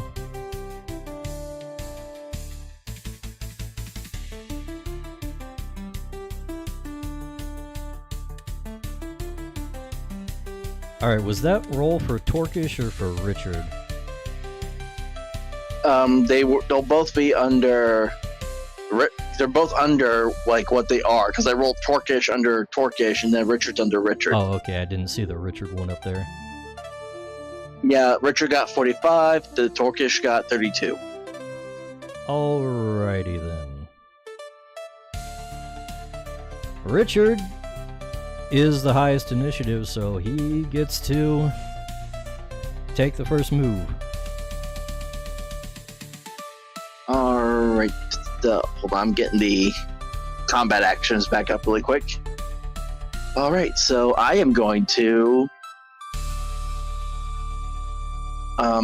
let me think here.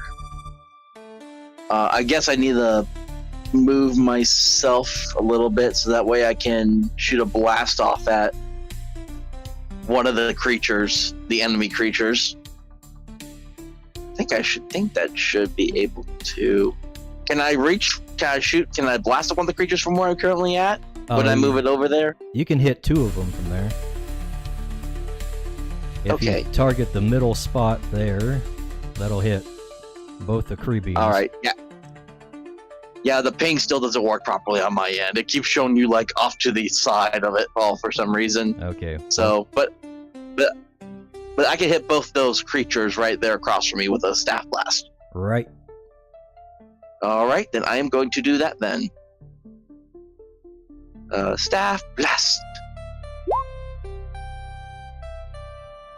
Alright, that is 2 hits for 4 damage.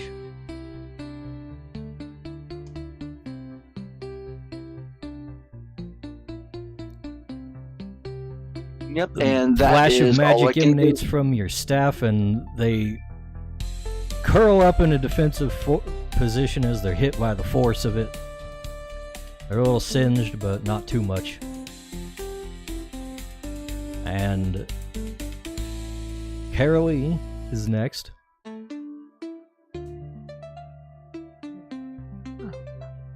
From where she's still sitting on the ground, she'd probably try and aim one of her hand crossbows and fire at this Cribine.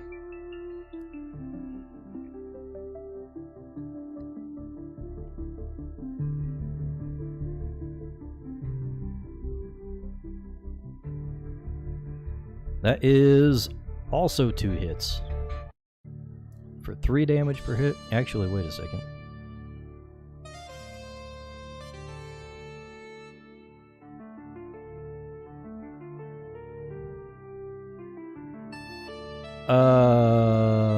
It says sense plus ranged plus 2. What's her sense and ranged? Her sense is 2. And her ranged?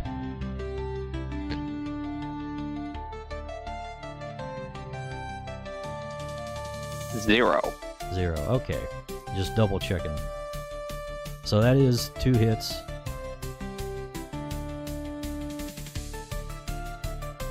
Six damage. The shot grazes by him and he staggers a bit. And Psychic is up next.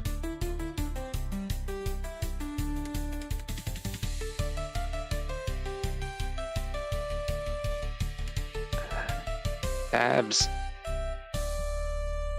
Psychic will do a psychic screech, seeing where everyone is targeting. And continue the assault. Alright, let me get up freaking Psychic Screech.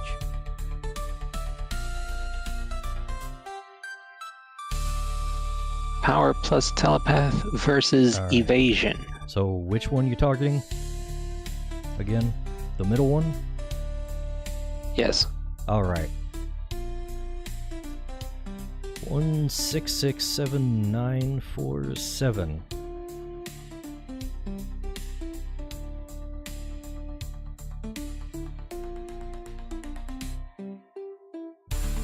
Alright, good news. That is 1, 2, 3, 4, 5 hits. For what? 15 damage? Right? 3 points of damage per hit, and the target becomes distracted. And distracted. Alright, he's not in melee, so that's not really gonna make much of a difference right now.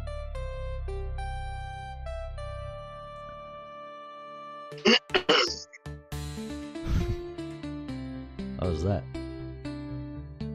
Alright, Torkish. Unless Psyche wants to move.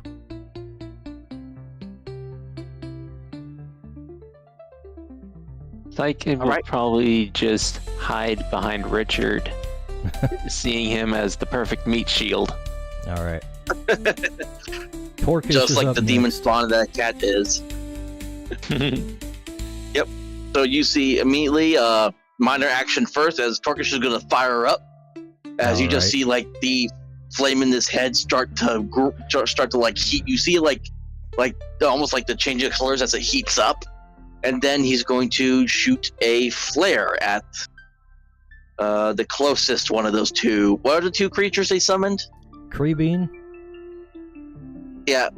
You said Creebean? Creebean, yeah. Creebean. He'll shoot a flare at the nearest Creebean. Alright.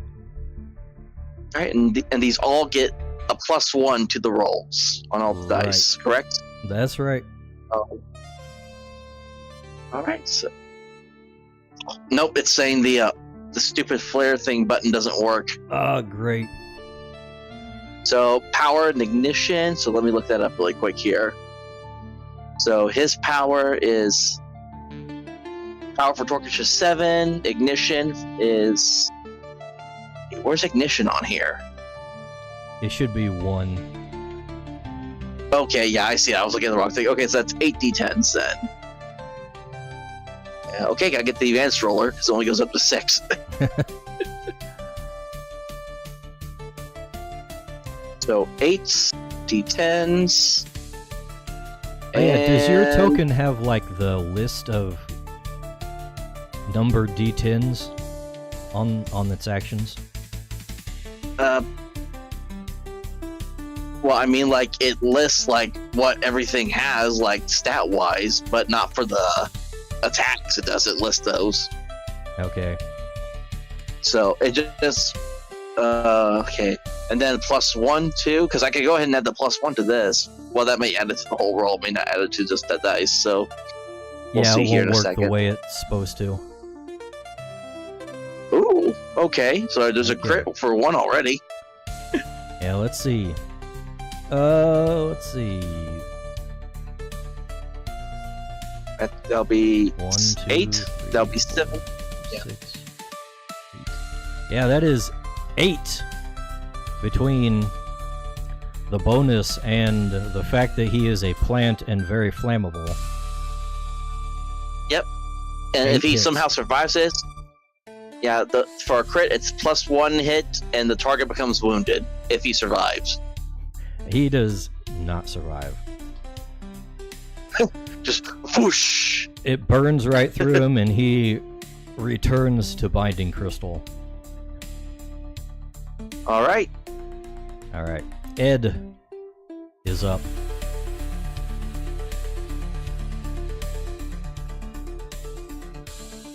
Ed sees the plant, the big guys with the weapon, and decides to put the shield away, bring out the lumber axe, and say, "You want to see me chop wood? I shall chop wood." And goes directly past the Kree to attack this wooden person directly. Krabean's gonna get an opportunity attack if you do that. Ed does not care. All right, He is focused. let's see. Let me pull up some of this.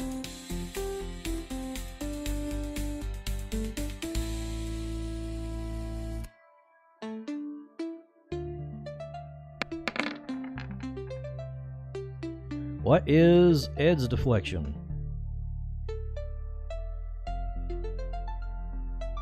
5. 5? That's quite a few hits. 4 hits, 3 damage per hit, so 12 damage to Ed.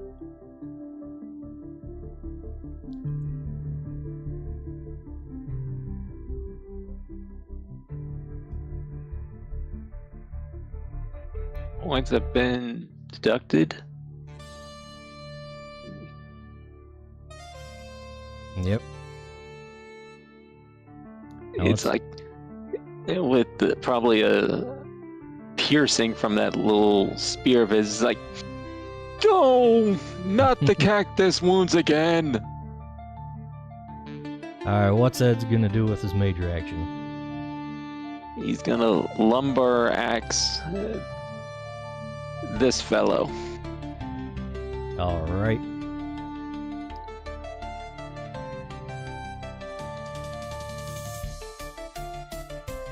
Let's see, hold up. I have to check equipment. Because I didn't prepare these guys ahead of time.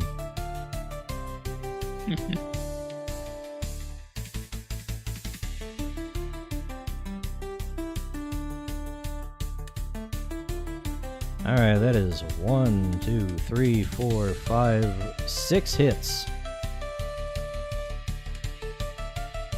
And let's see, 3 damage per hit. And That's a one of good. those is a crit. Yeah, I counted that in. All right. So that's 18 damage. Alright. You bring down your lumber axe on this guy, and he raises his shield and absorbs a few blows, and some of the wood goes flying. Now it's Carolee's Creebean's turn. All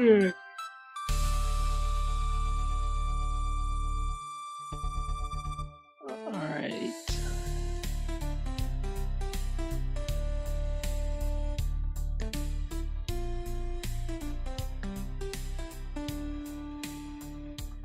Creeping is going to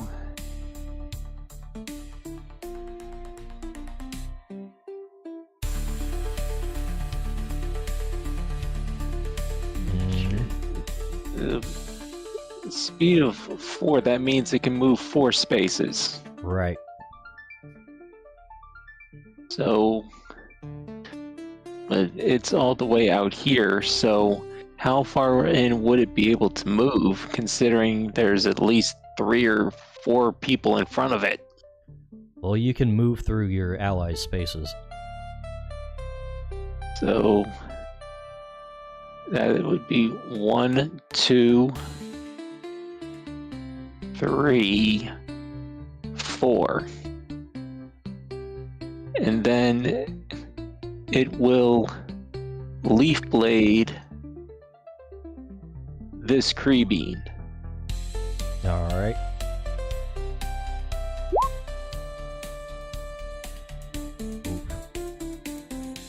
That's 2 crits. Alright, so let's see. You do need an 8 to hit because he's resistant to the plant attacks, but let's see, we got 9, 10, 1, 2, 3, 4, 5 hits. And 2 of those are crits. So that's what? 15 damage?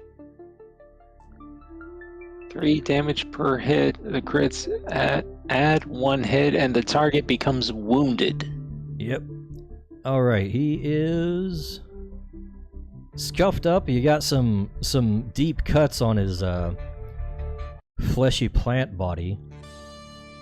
And it is getting angry. Let's see.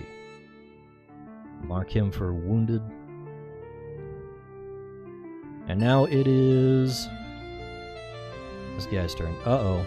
They are both on the same what do you call it? Same initiative order. Nah. They're both pulling from the same stats. There we go. Alright. So this guy on the left of Ed is going to whip out his sword and take a slash at Ed. Let's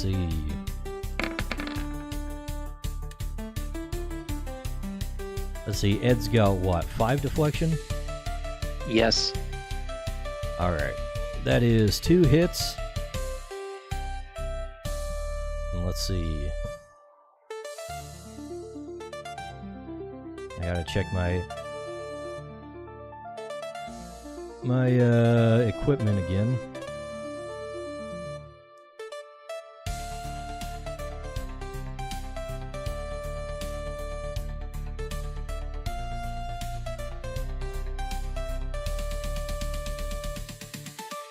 Oh wait, that's not right. Wrong weapon.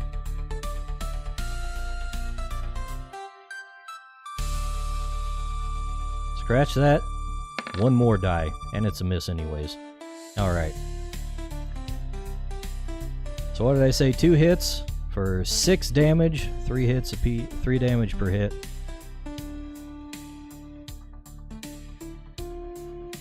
And the other guy Actually, hold on.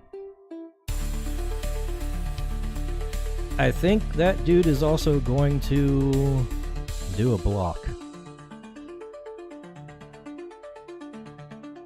Let's see. Whoops.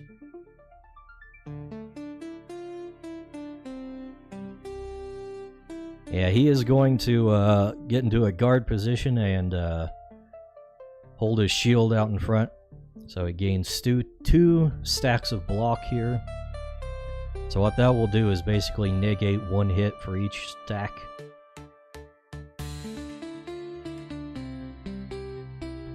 And is there no shield icon in the okay, there's one.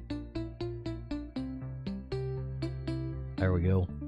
Now the other guy will basically do the same. Take a stab at you with the sword. Nope.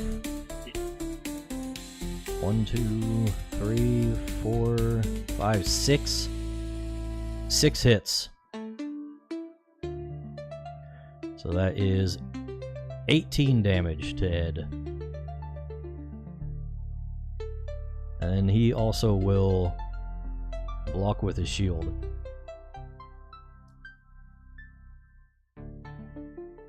Let's see. How's Ed looking? Oh, he's muted right now. Ed ain't looking so good. Nope. Get out of there, Ed!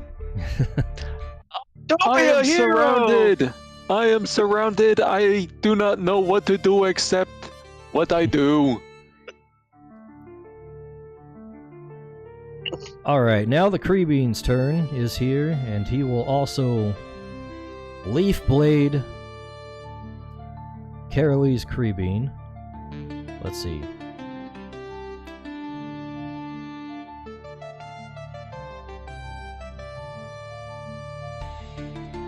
Let's see, Strength plus Leaf.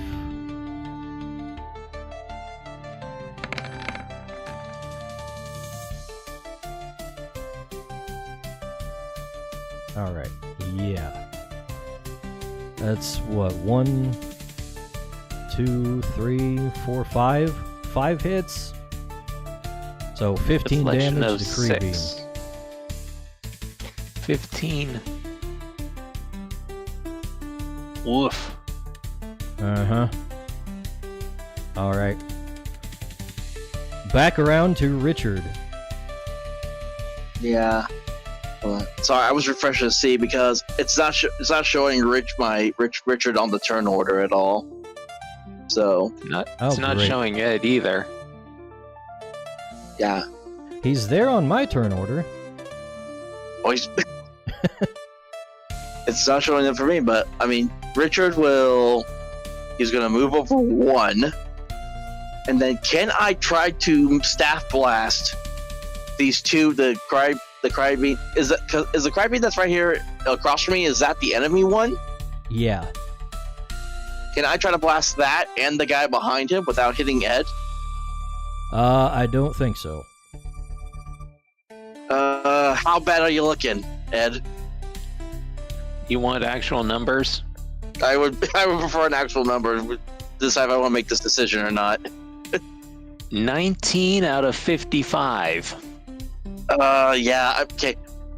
Alright, I'm gonna risk it for the biscuit. I'm gonna rush forward, and I'm just gonna whack on this Crybeam with my staff. Alright. So, alright, let's see how this goes. That is 3 hits.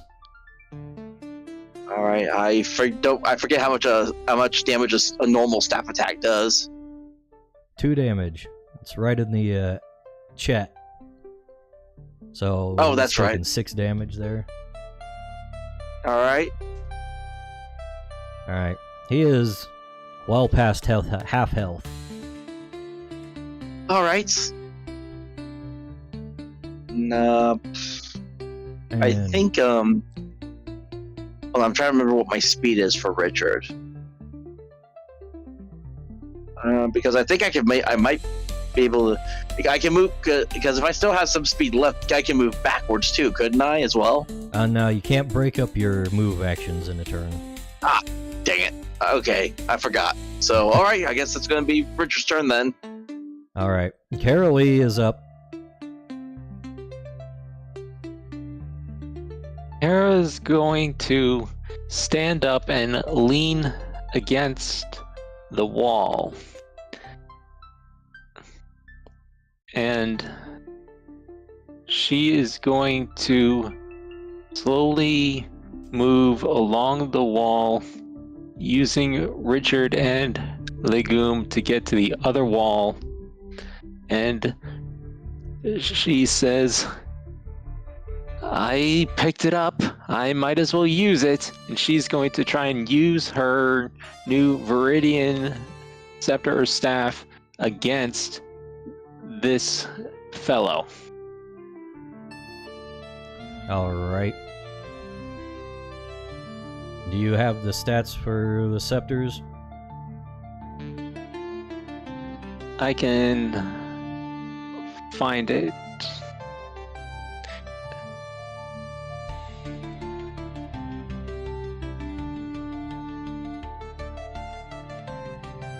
Is Scepter Blast is intellect plus magic. So that's 5d10. All right.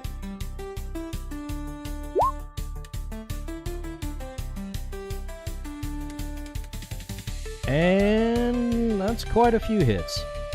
Let's see. 1, 2, 3, 4, 5. Yeah, I'm saying all of those hit. So that's what, 2 damage per? Is it? 3 damage, okay. So Yeah, 15 damage 3 to damage that guy? Mm-hmm. Oh no, wait, he has 2 blocks, so it's only 3 hits. So you're down to Still something. 9 damage. Alright, so it blasts his shield out of the way, but you get a couple shots in the volley.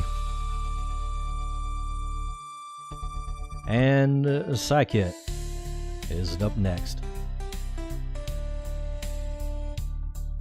Since Psychic can move through allies, she is going to get angry seeing her Ed so weak and run all the way, bouncing off of Legume and Ed to land in between the two knights. And if you do that, she's gonna take 3 opportunity attacks. she moved from here. So 1, 2, 3. She's trying. Then she'll just move closer because she is slightly smarter than Ed. And then she will ego whip this one. Which one? I didn't see that. Alright.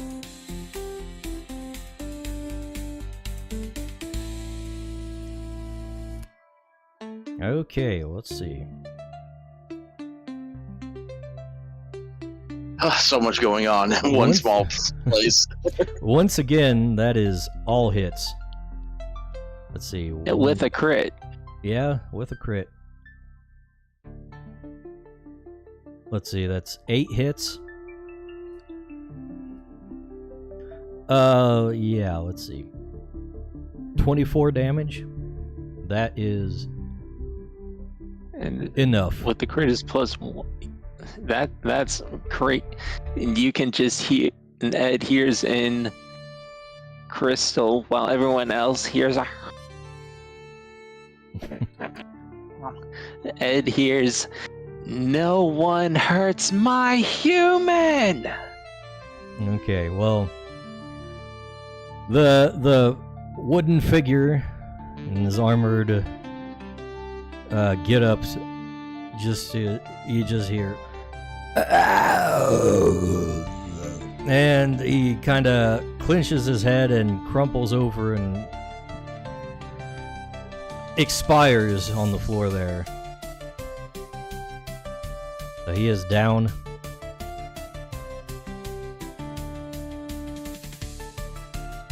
And it is Torkish's turn again.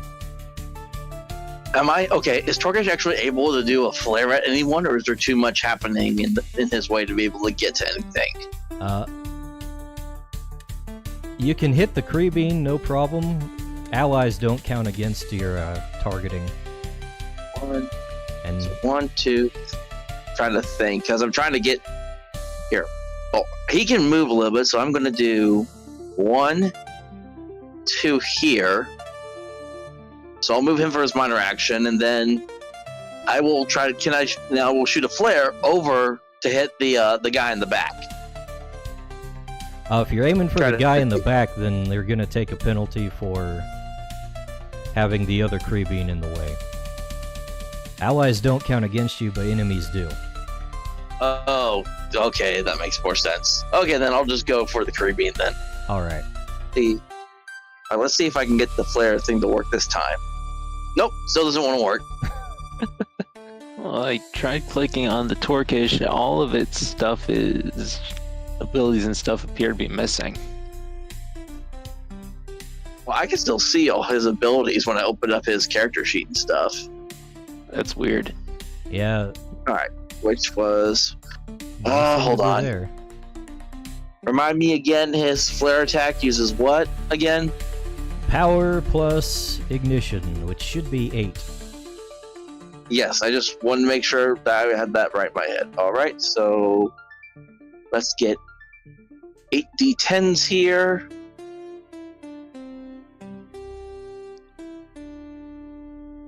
And here we go. Shooting another ball of fire splash from Torkish's head over Richard to go hit this Crybeam. That's and +1 still as well, because he's empowered.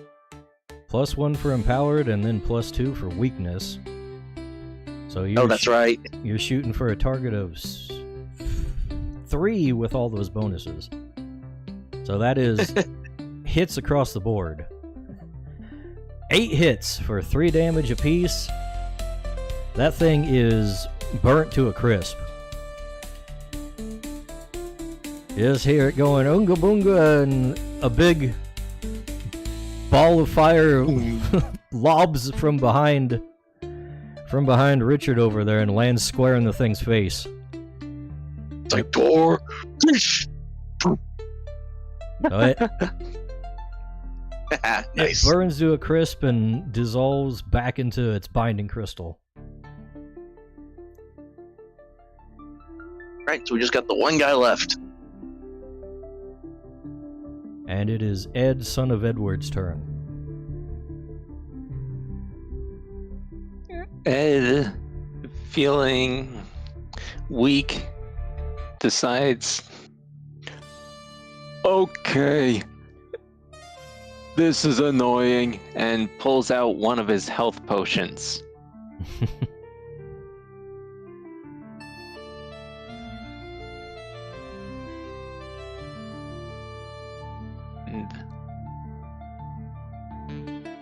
I believe that's a flat 20 health. Alright. 1d20.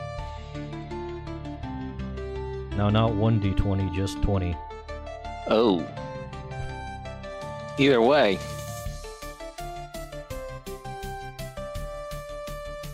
He's back up over half. Yep.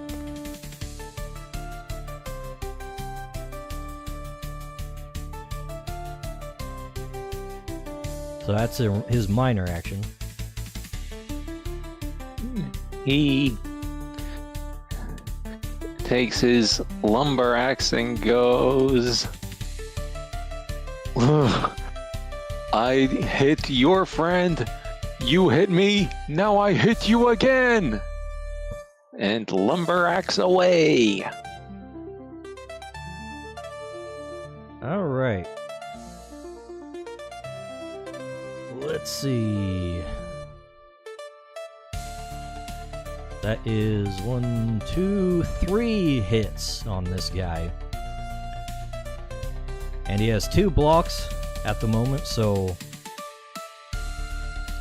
a couple hits are absorbed by his shield before you knock it out of the way, and the last one scrapes against his armor and leaves a gash for 3 damage.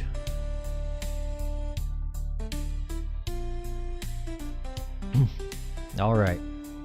And Carolee's Creeping is up. Seeing Ed's brave example, it moves forward, does a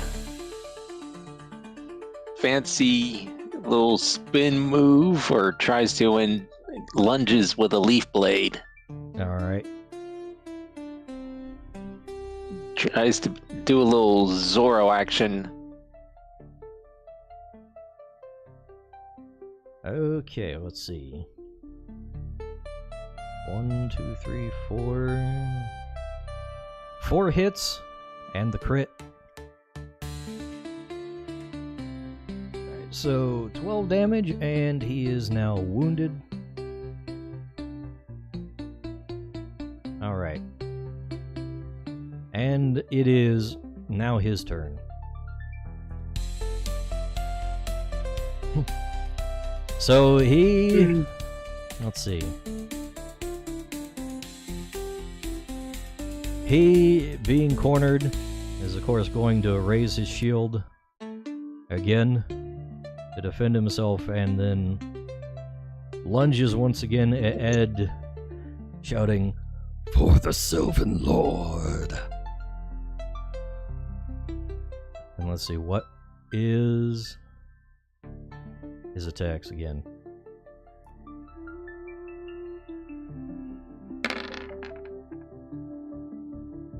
Oof.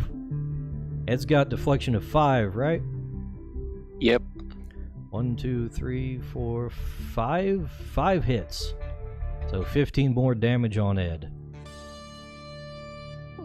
Right, because of 2 of those hits, that's a meets it, beats it. Right. So you said 15? 15.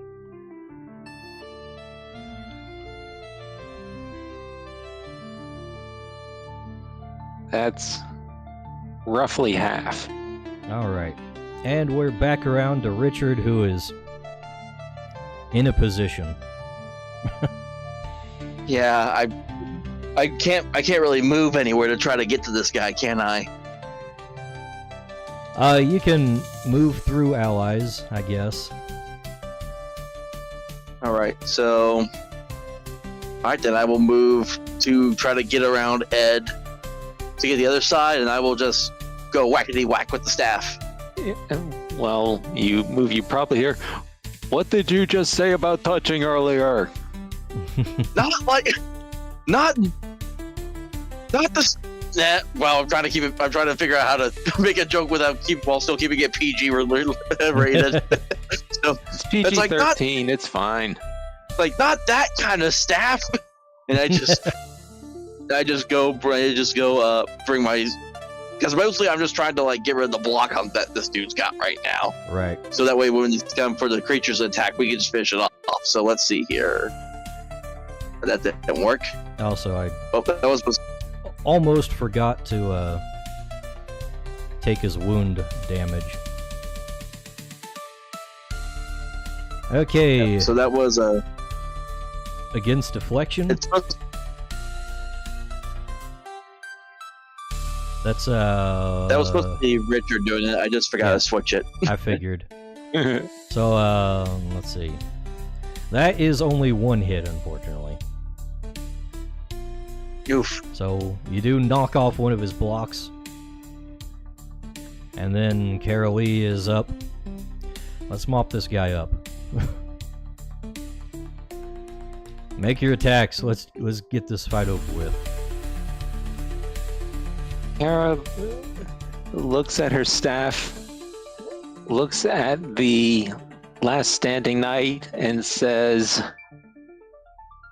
"In the name of the Viridian Order, you, traitor, shall perish," and releases another scepter blast. Alright.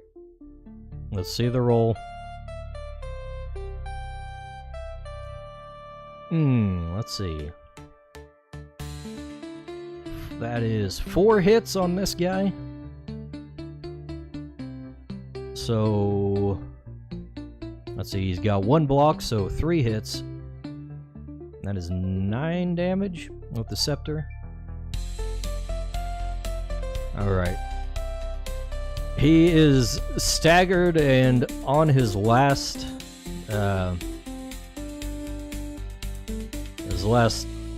bit of health here. If he wasn't a tree, he would be panting. So, Psyche is up next.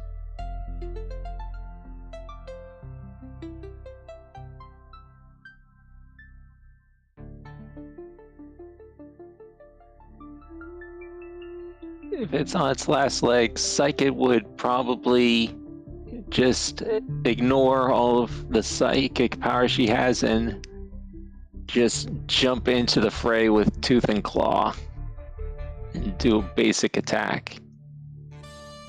If she can find a way to reach. Yeah, she'd be able to get around. She's fast. Sure, just make the roll.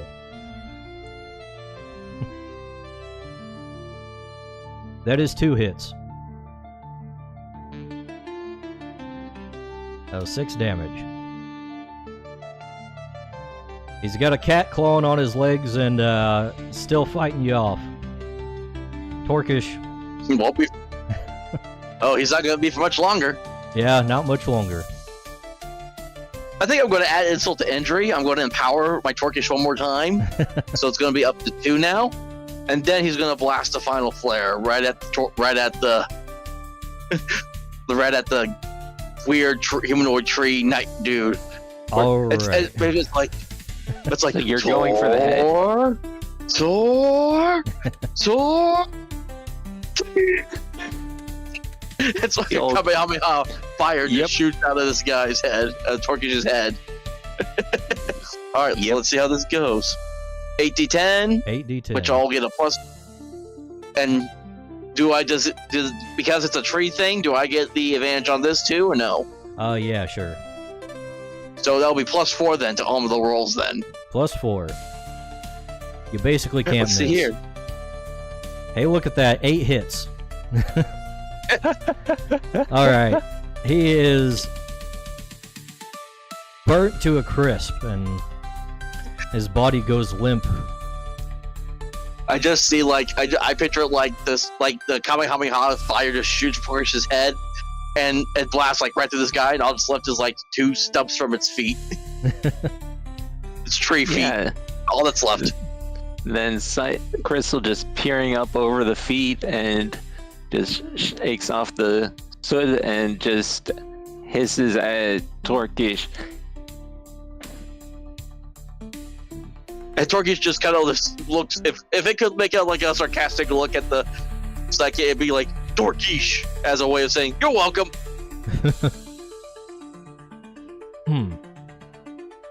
Alright. So,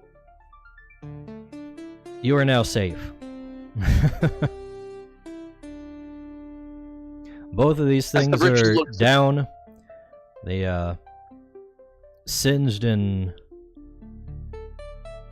dead bodies, apparently dead. They're trees, so I don't know.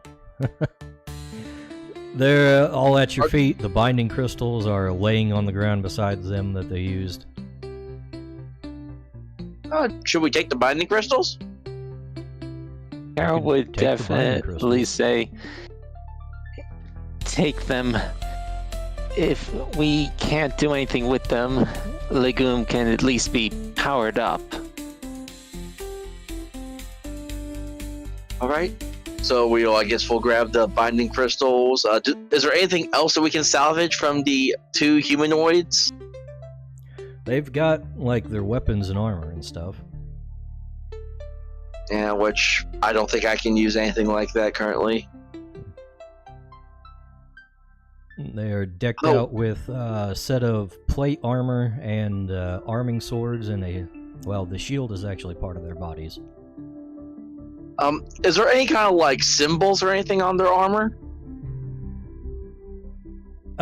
Nothing you recognize, really. But there is like symbols on their armor that they're wearing. Sure, there's like decorations and patterns and stuff. I think I would take one of I would grab one of the 2 places like the least shard, and I would just kind of put that, like, attach that to my backpack, be like, I think we need to take this back to town and figure out what the heck these guys are talking about. I mean, the Sylvan Lord, Verdant King? They are definitely referring to the Viridian Order, but I don't know if they even realize how much time has passed.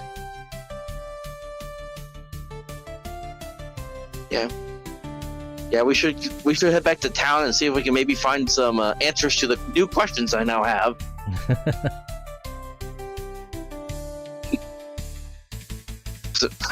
Because Richard just kind of looks between Ed and kind of like, I think I'm good on exploring for today. All right. So you guys want to head back to town and call it a session with this one? I think we're good. All right. Yeah, well, I'm good with that. you actually picked up some loot this time. So We that'll got be two binding crystals containing crybeans, yep. Crybeans, and a slightly charred plate of armor that we can hopefully use to answer some questions. So that would be in Richard's inventory then. The plate, the armor would be charred plate armor. I think Ed would probably collect the binding crystals, since Carolee is gonna need all the strength she does have to just get back. Mm-hmm. And you also got, how many knives did I say? 3. 3 knives. And a scepter. Throwing knives, by the way. If I didn't specify that. Oh, cool. So you got those 3. Do you want to, I don't know, strip the guys of all their other stuff?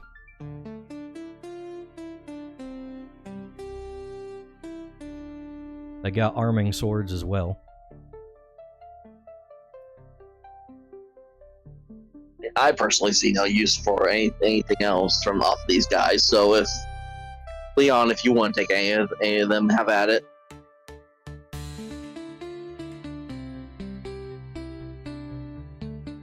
Ed's got plenty of weaponry. Richard needs some extra attack. So Ed's gonna collect the swords and put them in Richard's arms and say, "You need more attack. Train." I feel like as he puts them on my head, like my legs are shaking, like as I'm trying to like hold all this weaponry he just gave me. Yeah, Richard might not have that much inventory space. Plus, it's like he doesn't need an attack. Have you seen his Torquish? That is not enough. I think Torquish would disagree. Then give him the swords, coward. And Ed just starts to walk away. It's like he's a living flamethrower. Behind him. I'm like following, like just yelling behind him. He's a living flamethrower. He doesn't need a sword. He's not a squamper.